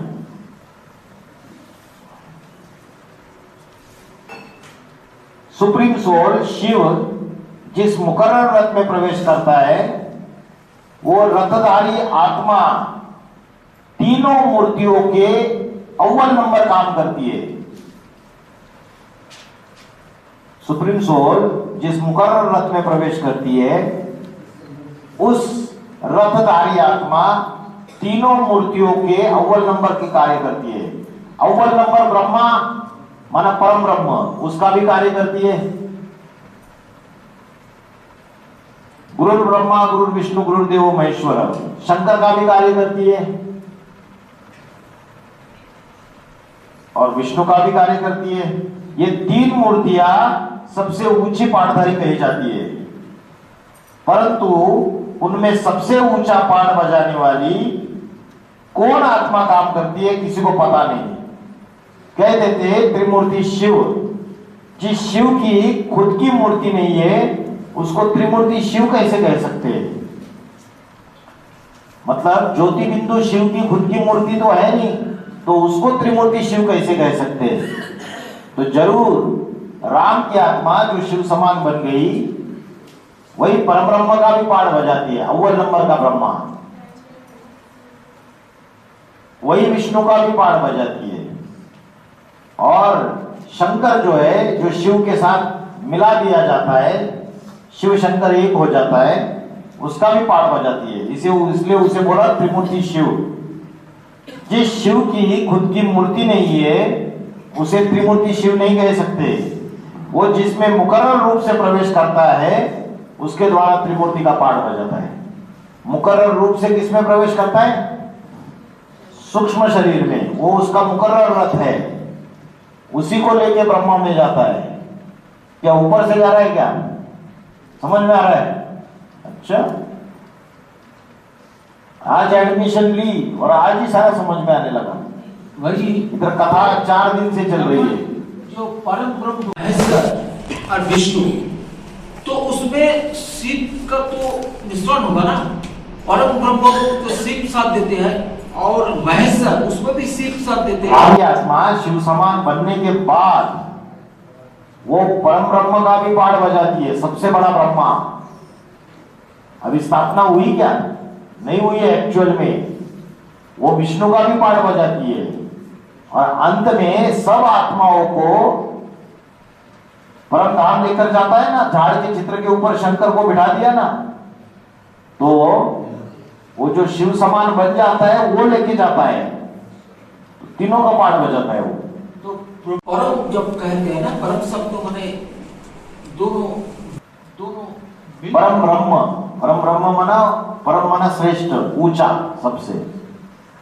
4 ब्रह्मा है, 5 ब्रह्मा के मुख है, उसमें एक सबसे परम ब्रह्म है, बड़ी मां, सबसे श्रेष्ठ मां। भाई जी एक भाई जी, ब्रह्मा का अर्थ बड़ी मां करें या ब्रह्मांड की रचना करने से उस परमात्मा का नाम ब्रह्मा है, ये करें। 2 अर्थ आएंगे, बड़ी मां का नाम ब्रह्मा या ब्रह्मांड की रचना करने से उस परमात्मा का नाम ब्रह्मा। बाबा ने दोनों अर्थ बता दिए, बड़ी मां भी बता दिया और ब्राह्मण की रचना करने वाला भी बता दिया। ब्रह्मा से ब्राह्मण निकले।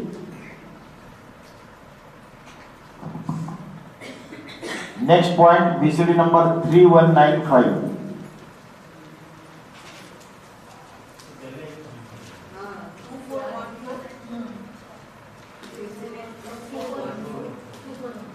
टू 414 कहते हैं त्रिमूर्ति शिव।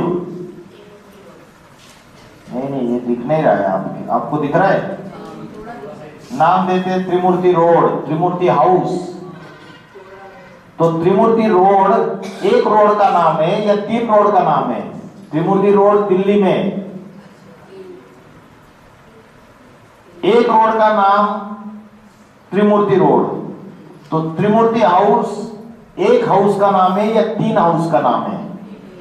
एक का नाम है त्रिमूर्ति हाउस। वो जिसमें प्रवेश करता है उसमें प्रवेश करके वो है अत्रि।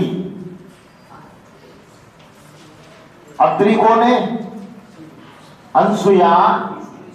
जो अनसुया है वो किसकी पत्नी थी? अत्रि ऋषि की पत्नी थी। और अत्रि कौन है?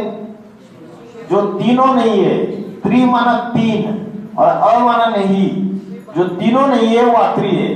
तीनों नहीं मतलब ब्रह्मा भी नहीं, विष्णु भी नहीं और शंकर भी नहीं। तो कौन है अत्रि? शंकर में जो राम की आत्मा है, जो शिव समान बन जाती है, वो अत्रि है। जो तीनों नहीं, वही त्रिमूर्ति शिव है जो संपन्न बनता है।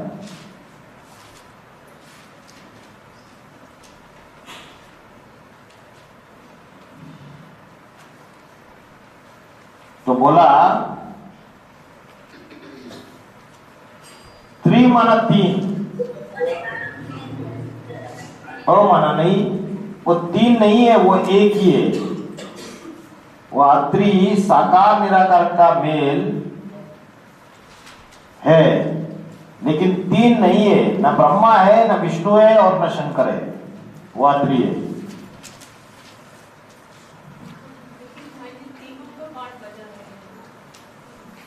नहीं, जो शूटिंग पीरियड में अनसुया किसकी पत्नी है? ब्रह्मा विष्णु शंकर को तो अपना बच्चा बना लेती है, तो उसका पति कौन है? उसमें से जो राम की आत्मा है, जो शिव समान बनता है, वो उसका पति है। शंकर तो मिक्स पार्ट है। ब्रह्मा विष्णु शंकर को अनसुईया अपना बच्चा बना लेती है ना। ब्रह्मा तो याद आधा डिफरेंट ब्रह्मा है। तो ब्रह्मा विष्णु और शंकर, इन तीनों से अलग है वो। भाई जी आवाज आ रही है ना? बोलो बोलो। हाँ, तो जैसे अभी भी आरती गाते हैं ना, तो आरती में कहते हैं ब्रह्मा विष्णु सदाशिव जानत विवेका। मानो ब्रह्मा विष्णु और सदाशिव नहीं है, वो जो राम वाली आत्मा शिव समान बन जाती है वही है। क्या आरती बताइए आपने, फिर से बताइए। जैसे अभी आरती में भी आता है ब्रह्मा विष्णु सदाशिव जानत विवेका। माना वो सदाशिव भी नहीं है, ब्रह्मा भी नहीं और विष्णु भी नहीं है। जो राम वाली आत्मा संपन्न बन जाती है तो वही शिव है। हाँ जी। Next VCD number 3195।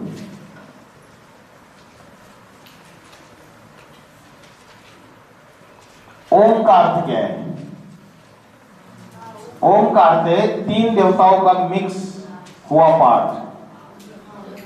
जिस आत्मा के द्वारा तीनों देवताओं का पाठ बजाया जाता है। आ माना ब्रह्मा, ऊ माना विष्णु, मा माना महेश, वो एक है जिसको कहते हैं त्रिमूर्ति शिव, जो तीनों पाठ बजाता है।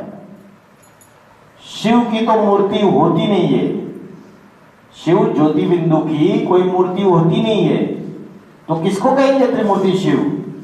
अनीशा माता जी, किसको कहेंगे बताओ?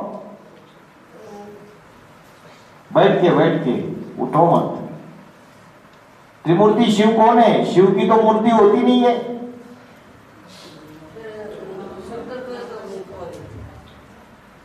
जिस मुकर्रर रथधारी में प्रवेश करते हैं उसको टाइटल मिलता है त्रिमूर्ति शिव, तीन मूर्तियों वाला शिव। शिव जब आते हैं तो तीनों मूर्तियों के साथ आते हैं। ब्रह्मा की भी मूर्ति चाहिए, विष्णु की भी मूर्ति चाहिए, शंकर की भी मूर्ति चाहिए, लेकिन उनमें एक मूर्ति ऐसी है जो शिव समान 100% बनती है, उसको कहा जाता है त्रिमूर्ति शिव। तो ये तीनों देवताएं जो है मिलकर के जिस एक रूप में कार्य करे उसको कहा जाता है महेश। शुद्ध आत्म स्वरूप में टिकने वाली आत्मा एक ही है संसार में, जिसे कहा जाता है महेश। शंकर भी नहीं कहेंगे, शंकर तो मिक्स पार्ट है। शुद्ध आत्म स्वरूप में टिकने वाली, और उसको क्या शब्द बताया? तुरिया। तुरिया माना ही आत्मा की प्योर स्टेज, 100% प्योर स्टेज, वो तुरिया अवस्था है।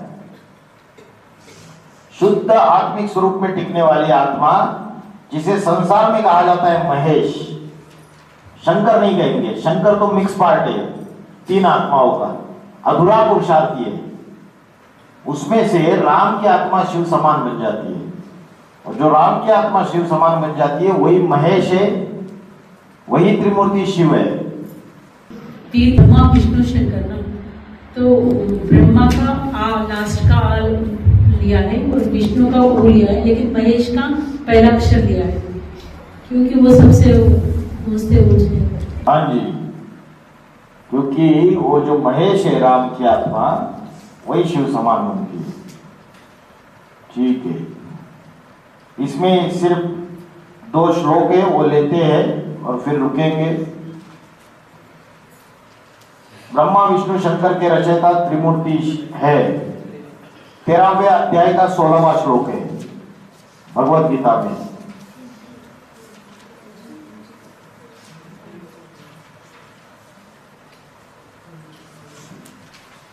अविभक्तम च भूतेषु विभक्तम इव च स्थितम।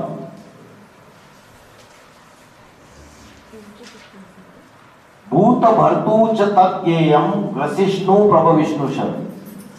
ये जो दूसरा वाक्य है ना इसका श्लोक का, ये इंपॉर्टेंट है। भूत भर्तु च तत्ज्ञेयम ग्रसिष्णु प्रभविष्णुच। भूत माना प्राणी, भर्तु माना पोषण करना, पालना करना, उनकी भरण पोषण करना, भूत भर्तु। और प्राणियों का भरण पोषण करने वाला, पालना करने वाला कौन है? विष्णु। भूत भर्तु च तत ज्ञेयम ग्रसिष्णु प्रभ विष्णु च। ग्रसिष्णु कौन है? शंकर है। ग्रसिष्णु माना संवार करता। ग्रसिष्णु ये संस्कृत शब्द है, उसका अर्थ है संवार करता, माना शंकर। प्रभ विष्णु च, प्रभ माना प्रभवम माना उत्पत्ति करता, ब्रह्मा। तो इस श्लोक में आया भूत भर्तु माना विष्णु, ग्रसिष्णु माना शंकर और प्रभ विष्णु माना ब्रह्मा।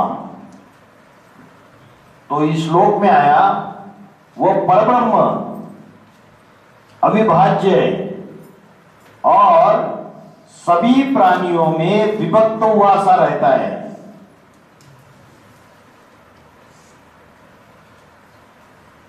अविभाज्य है मतलब उसके टुकड़े नहीं कर सकते, उसका विभाजन नहीं कर सकते।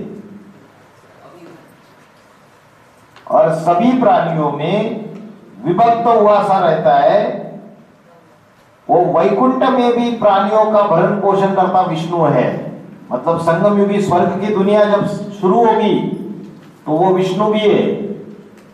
पुरुषोत्तम संगम युग में वो संवार करता महारुद्र भी है और उत्पत्ति करता ब्रह्मा भी है। तो ब्रह्मा, विष्णु और शंकर ये तीनों रोल अदा करता है वो एक ही आत्मा। वो त्रिमूर्ति शिव है।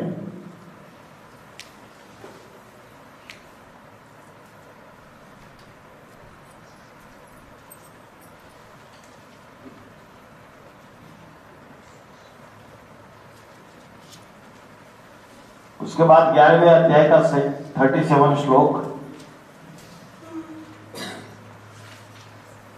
कस्मात् च तेन नमेरन महात्मन करियसे ब्राह्मणा अपि अधिकत्रे अनंत देवेश जगन निवासत्वम अक्षरम सदा सत्तत्परम।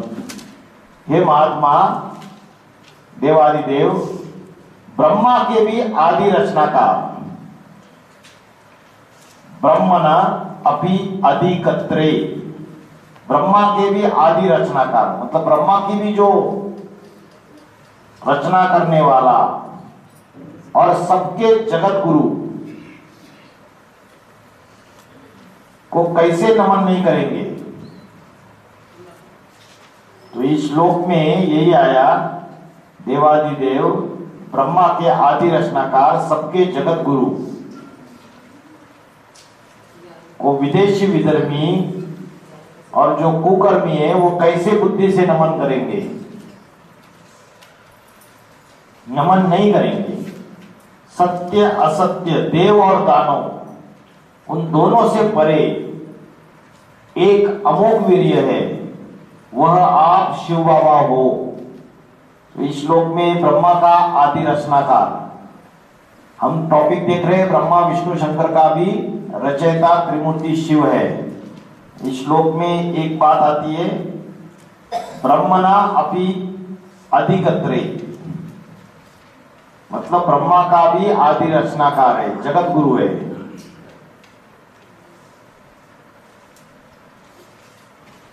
नब्बे अध्याय का 17वां श्लोक। पिता अहम अस्य जगतो माता धाता पितामह वेद्यम पवित्रम ओंकार रुक साम यजु एवच।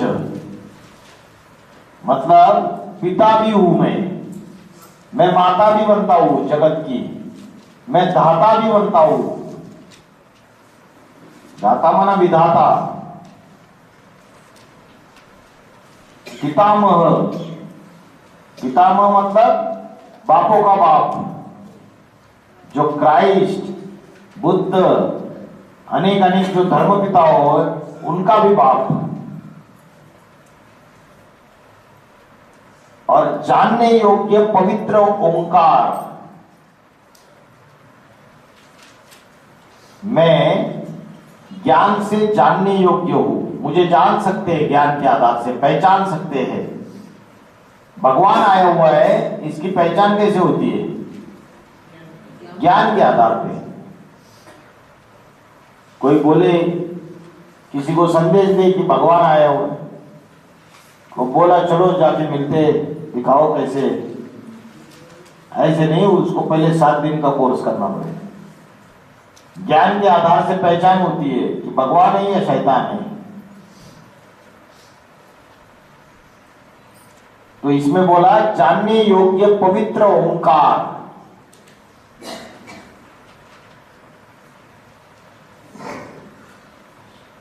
और ओंकार माना त्रिमूर्ति शिव बाबा, जिसमें ब्रह्मा, विष्णु और शंकर ये तीनों रोल एक ही आत्मा प्ले करती है, वो त्रिमूर्ति शिव बाबा है।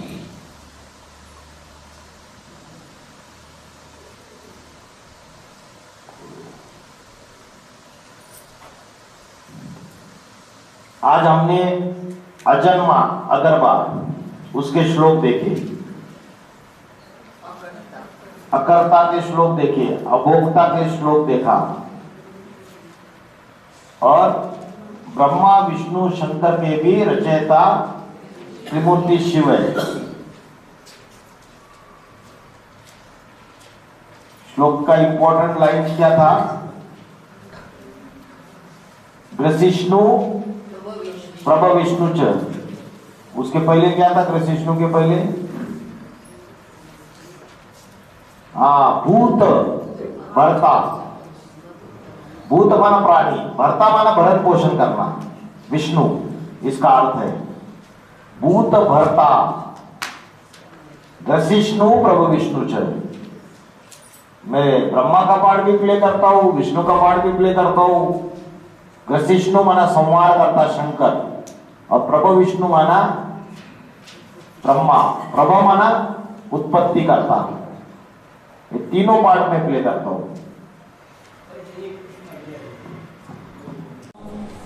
परमात्मा, प्रकृति तीनों अनादि हैं। अगर ये तीनों अनादि हैं तो क्या ये भगवान के बराबर चीज नहीं है? प्रकृति का परमात्मा जिसको कहते हैं, आत्मा भी परमात्मा से कम है। प्रकृति रचना है उसकी, पुरुष और प्रकृति। पुरुष माना आत्मा, ये आत्मा है, और शरीर उसकी रचना है। बताया ना कल, आत्मा से, आत्मा कारण है जिससे सूक्ष्म शरीर का निर्माण होता है।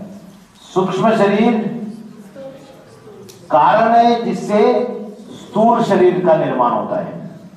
तो आत्मा रचयिता नहीं हुआ, और प्रकृति उसकी रचना नहीं हुई। शरीर ये प्रकृति है, यथा पिंडे तथा ब्रह्मांडे।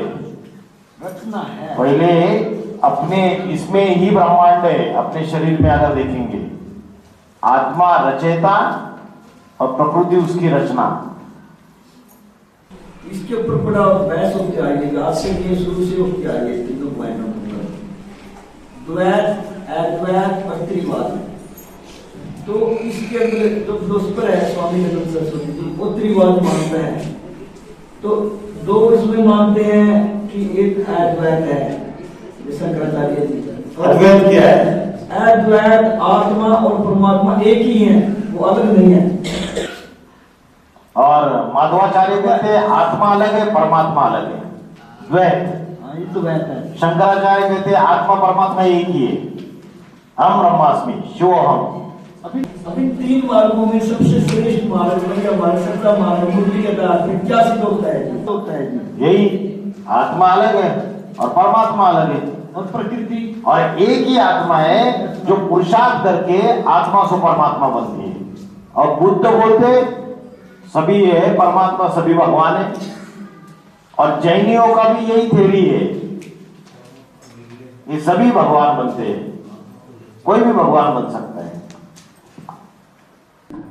एक ही आत्मा त्रिमूर्ति लोग, त्रिमूर्ति शिव, त्रिमूर्ति कौन, तो ये मेरे पिता है, तो ये मेरे माता है। एक ही आत्मा की एक लागू होता है, राम वाले। हाँ, राम वाली आत्मा के लिए लागू होते हैं। राम वाली आत्मा वही रुद्र अष्टदेव में भी प्रवेश करती है।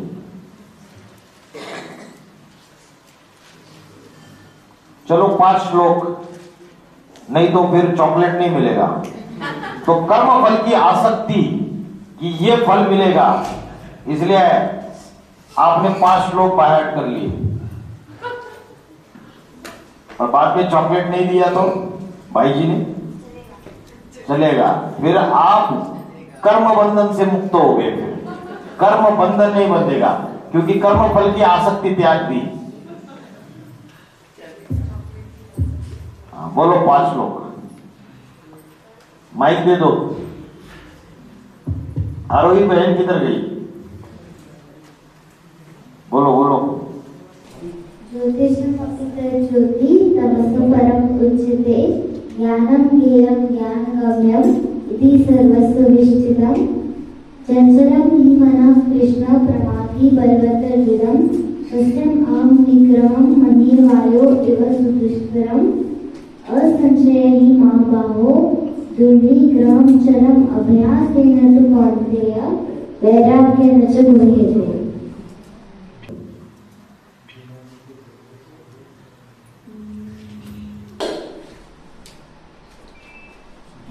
तो विषयान् पुष्कर संपस्तेषु उपजायते संघात् संजायते कामः कामः क्रोधः विजायते क्रोधात् भवति सम्मोहात् सम्मोहात् स्मृति विभ्रमः स्मृति भ्रंशात् बुद्धिनाशो बुद्धिनाशात् प्रणश्यति।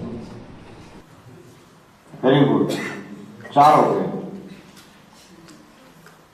न तद्भासते न सूर्यो न शशांको न पावक यत् कृत्वा निर्वर्तन्ते तद्धाम परमः। बढ़िया।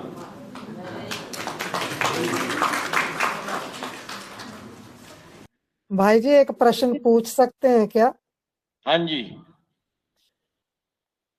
कोई आत्मा जो नई नई इस ग्रुप से जुड़ी है ना, हाँ, उसे अष्टदेवों के पॉइंट तो सारे समझ आए हैं, लेकिन वो अपने पुरुषार्थ से बड़ी असंतुष्ट है।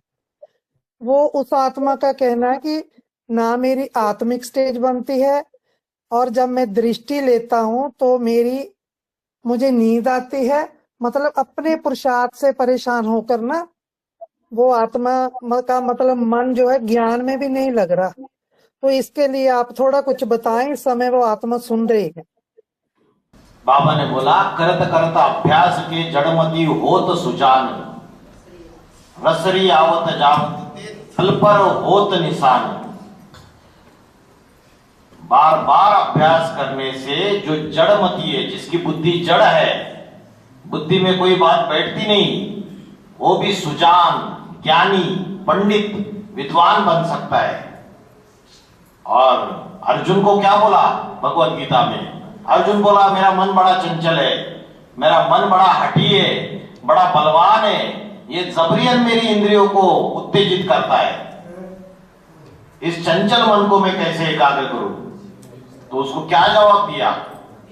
अभ्यास न तो कौन्तेय वैराग्य न च गृह्यते। बार बार ये मन चंचल होता है, बार बार उसको भ्रुकुटी के बीच में एकाग्र करने का अभ्यास करो और इस पुरानी दुनिया से वैराग्य ला। भौतिक दुनिया, भौतिक पदार्थ, देह के संबंधी, जब तक उनमें बुद्धि और देह में बुद्धि लगी हुई है तब तक मन एकाग्र नहीं हो सकता। आत्मा जो है वो स्थिरियम नहीं हो सकती। तो नहीं होता है तो बार बार अभ्यास करो। पूर्व जन्मों के जो हमने अनेक कर्म किए उसकी वजह से हमारी आत्मा पत्थर बुद्धि हो चुकी है, इसलिए बार बार अभ्यास करना पड़ेगा। और पावर अगर भरनी है तो एक ही सॉल्यूशन, अमृत वेला।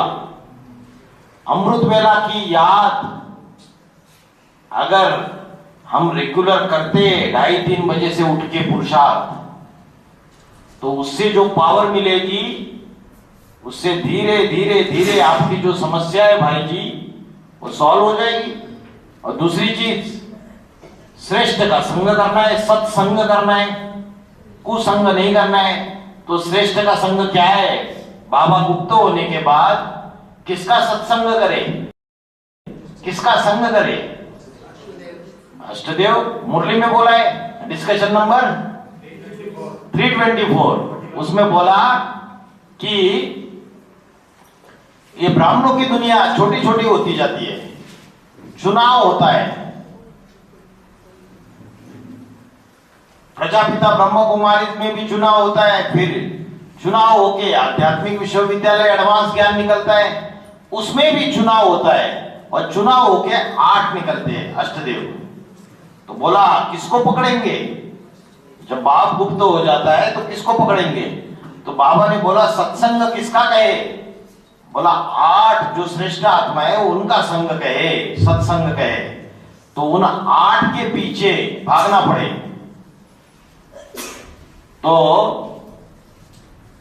पहले अपने ग्रुप को पहचानो, ग्रुप के मुखिया को पहचानो, उसका संग करेंगे तो स्थिति सुधर जाएगी। 2 चीजें ज्ञान का सार, एक तो अमृत वेला, दूसरा सच्चा सच्चा पोता में। स्थिति डाउन जा रही है, अवस्था अच्छी नहीं है, तो रात को सोते समय डायरी में रोज अपना पोता में लिख के सो जाओ। भगवान बाप से संबंध जोड़ा है और उसको अपनी समस्याएं बताएंगे नहीं, सागर में डालेंगे नहीं, तो मदद कैसे मिलेगी? संपूर्ण समर्पण है बुद्धि। तो जो भी हमारे जीवन में उल्टा पुल्टा हो रहा है वो सब उसको बताना है, लिखना है। बाबा ने बोला है तुम बच्चे जब कलम उठाते हो तो निराकार को पहुंच जाता है, और जब निमित्त है, साकार है, उसको जब देते हो उसको भी देना पड़े। कलम उठाते हो तो तुम्हारा आधा माप हो जाता है, बाकी बचा हुआ जो आधा है वो याद की यात्रा से अमृत वेला उसको जला दो, भस्म कर दो। और फिर भी भस्म नहीं होता है तो लगे रहो, निरंतर रोज लगे रहो। बाबा ने बोला है ऐसी ऐसी माताएं जो रोज शिव बाबा के ऊपर श्रद्धा रख के, विश्वास रख के, श्रीमत के अनुसार मुरली सुनना, याद करना, सब कुछ करती रहेगी और बुद्धि में बातें बैठती नहीं है, भूल जाती है। तो बाबा ने बोला ऐसा समय आएगा, लंबे समय का पुरुषार्थ अंत में काम आएगा। जो मेहनत की है आगे चल के ऐसी माताओं की बुद्धि में ज्ञान टपक जाएगा ऑटोमेटिकली। ऐसी बुद्धि बन जाएगी कि सारी ज्ञान की बातें जैसे अंदर चल रही है पूरी तरीके से। तो पूर्व जन्मों में हमने जो पाप कर्म किए है वो संचित होके उसकी वजह से आज ज्ञान की बातें बुद्धि में नहीं बैठ रही है, इसलिए तपस्या करनी पड़े। वो दिखाते हैं ना शास्त्रों में, असुर भी तपस्या करते थे, एक टांग पे खड़े हो जाते थे, सालों साल तपस्या करते थे। वो चींटियों का वो क्या तैयार हो जाता था, क्या बोलते हैं उसको, है? दीमक लग जाती थी। कौन से हिंसक प्राणी आ रहे, बारिश गिर रही है, तूफान आ रहा है, कोई परवाह नहीं, और उधर से इंद्र महाराज जी और परीक्षा लेने के लिए अफसर आए भेज देते थे, फिर भी टस से मस नहीं होते थे। तो ये मायावी दुनिया है, भौतिक दुनिया, मायावी दुनिया विघ्न रूप बनेगी। और फिर भी हमें तपस्या करनी है, और सबसे बड़ी तपस्या है आत्मिक स्थिति में स्थित होना, अपन को आत्मा समझना। तो ऑफिस में जाते हो भाई जी, जब ऑफिस में जाते हो तो हर 1 घंटे में अपने मोबाइल में अलार्म क्लॉक सेट करो।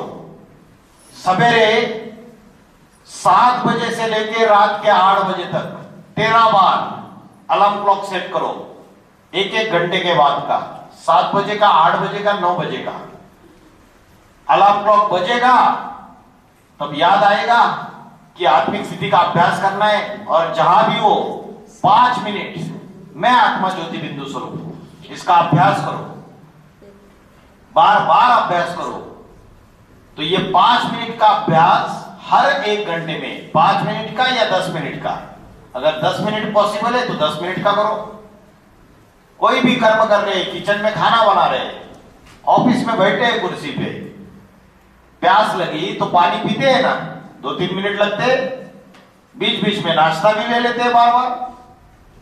तो यह अभ्यास नहीं कर सकते। बाबा ने बोला अगर दिन भर स्थिति अच्छी बन गई तो अमृत वेला की याद अच्छी रहेगी, और अगर अमृत वेला अच्छी रहेगी तो दिन भर स्थिति भी अच्छी हो जाएगी। दोनों अरस-परस है, वाइस वर्सा। समझ में आ रहा है? तो अगर अमृत वेला अच्छी नहीं बन रही है तो दिन भर प्रैक्टिस करो, हर 1 घंटे में अलार्म क्लॉक लगा दो, है ना, और प्रैक्टिस करो, हो जाएगा। असंभव को संभव बनाने वाला युग है संगम युग। ये संगम युग ऐसा युग है जिसमें बाप आया हुआ है। भगवान अगर सच्चे दिल से उससे कनेक्शन जोड़ेंगे तो जरूर प्राप्ति होगी। शंकर के लिए शिवलिंग के ऊपर क्या चढ़ाते?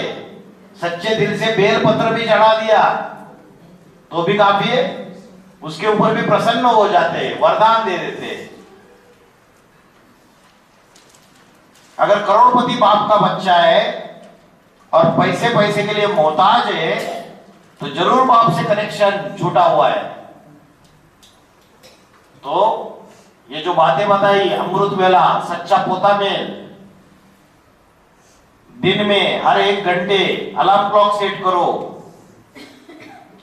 अभ्यास करो, इन बातों को फॉलो करो, प्रॉब्लम सॉल्व हो जाएगी। और जो अपना ग्रुप पहचानो बाबा गुप्त होने के बाद, और जो श्रेष्ठ पाठधारी है उनसे कनेक्शन में आओ, सत्संग करो, स्थिति सुधर जाएगी।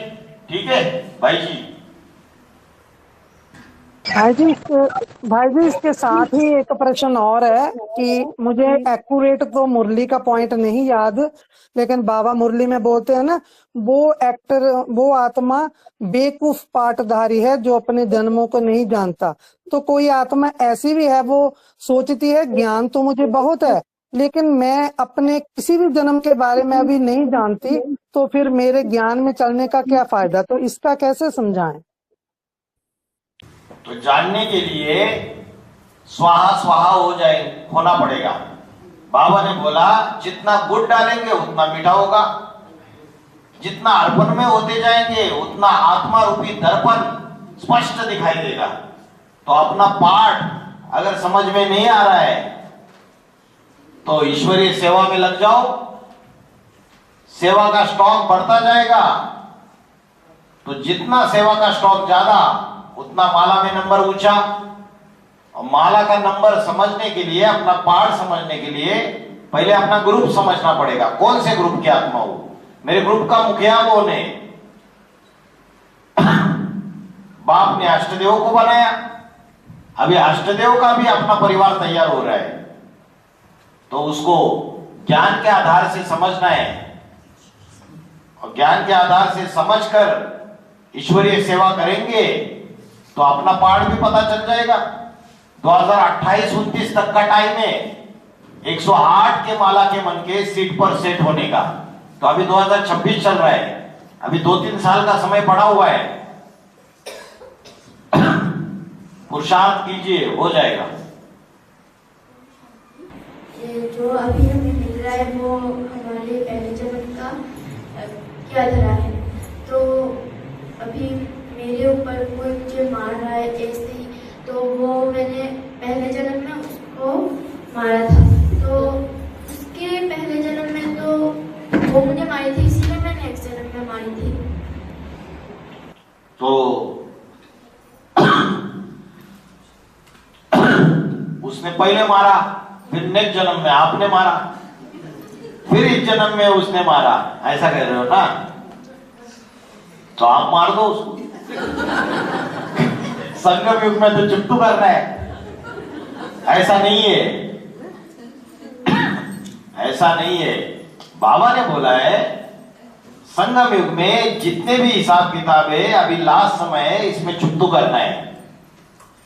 तो हमें पता नहीं है हमने किससे कब कैसे हिसाब किताब जोड़े। हमने किसी को दुख दिया होगा तो अभी वह हमारे सामने आया हुआ है। हमें सारा खाता अभी खत्म करना है कि लास्ट में जन्म जन्मांतर तो हिसाब किताब चलते आए, लेकिन लास्ट का जो बैलेंस रह गया उसको भी चुप्तू। अभी लास्ट में वो आत्मा अगर आई मारने के लिए, तो हमें उस समय ये समझना है कि जरूर हमने दुख दिया होगा, ये चुप्तू हो रहा है मेरा। अभी मुझे कुछ नया हिसाब किताब नहीं चाहिए। अभी हम उसको मारेंगे तो और नया हिसाब किताब जुड़ जाएगा। तो संगम युग में सारे हिसाब किताब चुप्तू करने हैं अभी, जितने भी है लेन देन वाले, ठीक है।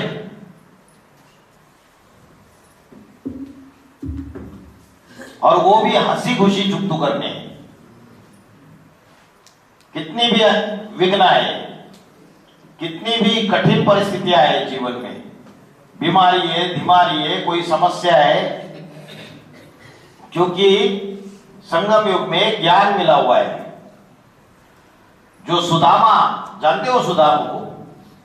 सुदामा ब्रह्मज्ञानी था, कृष्ण का मित्र। सुदामा के जीवन में इतना दारिद्र्य आ जाता है कि 4 घर पे ही भिक्षा मांग सकता है। तो जाता है भिक्षा मांगने, कोई भी भिक्षा नहीं देता है। घर पे आता है, बच्चे भूखे हैं, रोते रोते सो जाते हैं बच्चे, खाने के लिए कुछ नहीं, अनाज का दाना नहीं है। दूसरे दिन भिक्षा मांगता है, उस दिन भी नहीं मिलती, तीसरे दिन भी नहीं मिलती।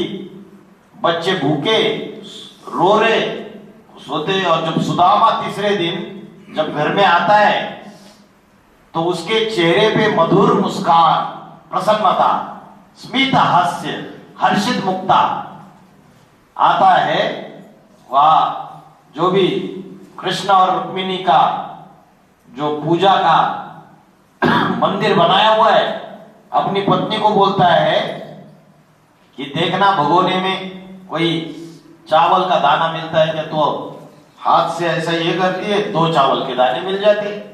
एक पत्नी के मुख में रखता है और एक भगवान को अर्पण कर देता है। तो कथा में, शास्त्रों में ऐसे दिखाया कि ऊपर वैकुंठ में कृष्ण और रुक्मिणी है, और रुक्मिणी पूछती है कृष्ण को कि इतने दारिद्र्य, इतनी गरीबी में भी सुदामा के मुख पे, मुखमंडल पे इतना हर्षित मुक्ता क्यों है, प्रसन्नता क्यों है?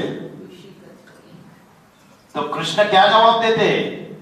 जवाब देते कि सुदामा जो है वो ब्रह्मज्ञानी है। उसको पता है आज मेरे जीवन में जो दारिद्र्य आया है उसका कारण मैं स्वयं हूं। जरूर मैंने कोई ऐसा कर्म किया है, उसकी वजह से मेरे जीवन में ये परिस्थिति आई है। क्या परिस्थिति आती है? क्या क्या करता है वो? जब गुरु के आश्रम में दोनों मित्र पढ़ाई पढ़ते हैं, सांदीपनी ऋषि के आश्रम में, तो एक दिन गुरु माँ बोलती है, गुरु पत्नी, कि जंगल से लकड़ियां तोड़कर लेके आओ। तो दोनों को रास्ते में खाने के लिए बोलते, भूख लगी तो चना बांध के दे देती है। तो चना बांध के दे दिया, दोनों के हिस्से तो सुदामा के हाथ में दे दिया। दोनों चलते हैं लकड़ियां तोड़ने के लिए, फिर बारिश आ जाती है तो पेड़ पे चढ़ जाते। दोनों को भूख लगी है, कृष्ण दूसरे पेड़ पे, सुदामा दूसरे पेड़ पे। सुदामा के हाथ में चने हैं, दोनों का हिस्सा है। और सुदामा क्या करता है? ज्यादा भूख लगी, लालच आता है तो कृष्ण का हिस्सा भी खा लेता है। तो जो परमात्मा पाठधारी है उसके हिस्से का भी ले लिया लालचवश, तो हिसाब किताब बन गया। तो बोला मेरे जीवन में जो भी दारिद्र्य है वो मेरे अपने ऐसे कर्म है, उसका प्रतिफल है। तो सुदामा ब्रह्मज्ञानी था। पत्नी बार बार बोलती है, तुम्हारा मित्र तो द्वारकाधीश है, जाओ ना उसके घर, जाओ ना, उसको मांगो ना, सब कुछ ठीक हो जाएगा। लेकिन सुदामा क्या बोलता है? विपत्ति पड़े पर द्वार मित्र के ना जाए। कितनी भी विपत्ति पड़े लेकिन मित्र के द्वार नहीं जाऊंगा। तो ये ब्रह्मज्ञानी है। आज खाने को नहीं मिल रहा है तो मेरा ही ऐसा कोई कर्म है। लाचार अवस्था में पड़े हुए, बीमार है और कोई पूछने के लिए नहीं है, तो जरूर मेरा कोई ऐसा कर्म है जिसकी वजह से मेरी ऐसी हालत हो गई। तो ईश्वरीय ज्ञान मिलने के बाद जो ज्ञानी तो आत्मा है वो कर्म, अकर्म और विकर्म इसकी गुह्य गति को जानता है, वही ब्रह्म ज्ञानी है। ठीक है, ओम शांति।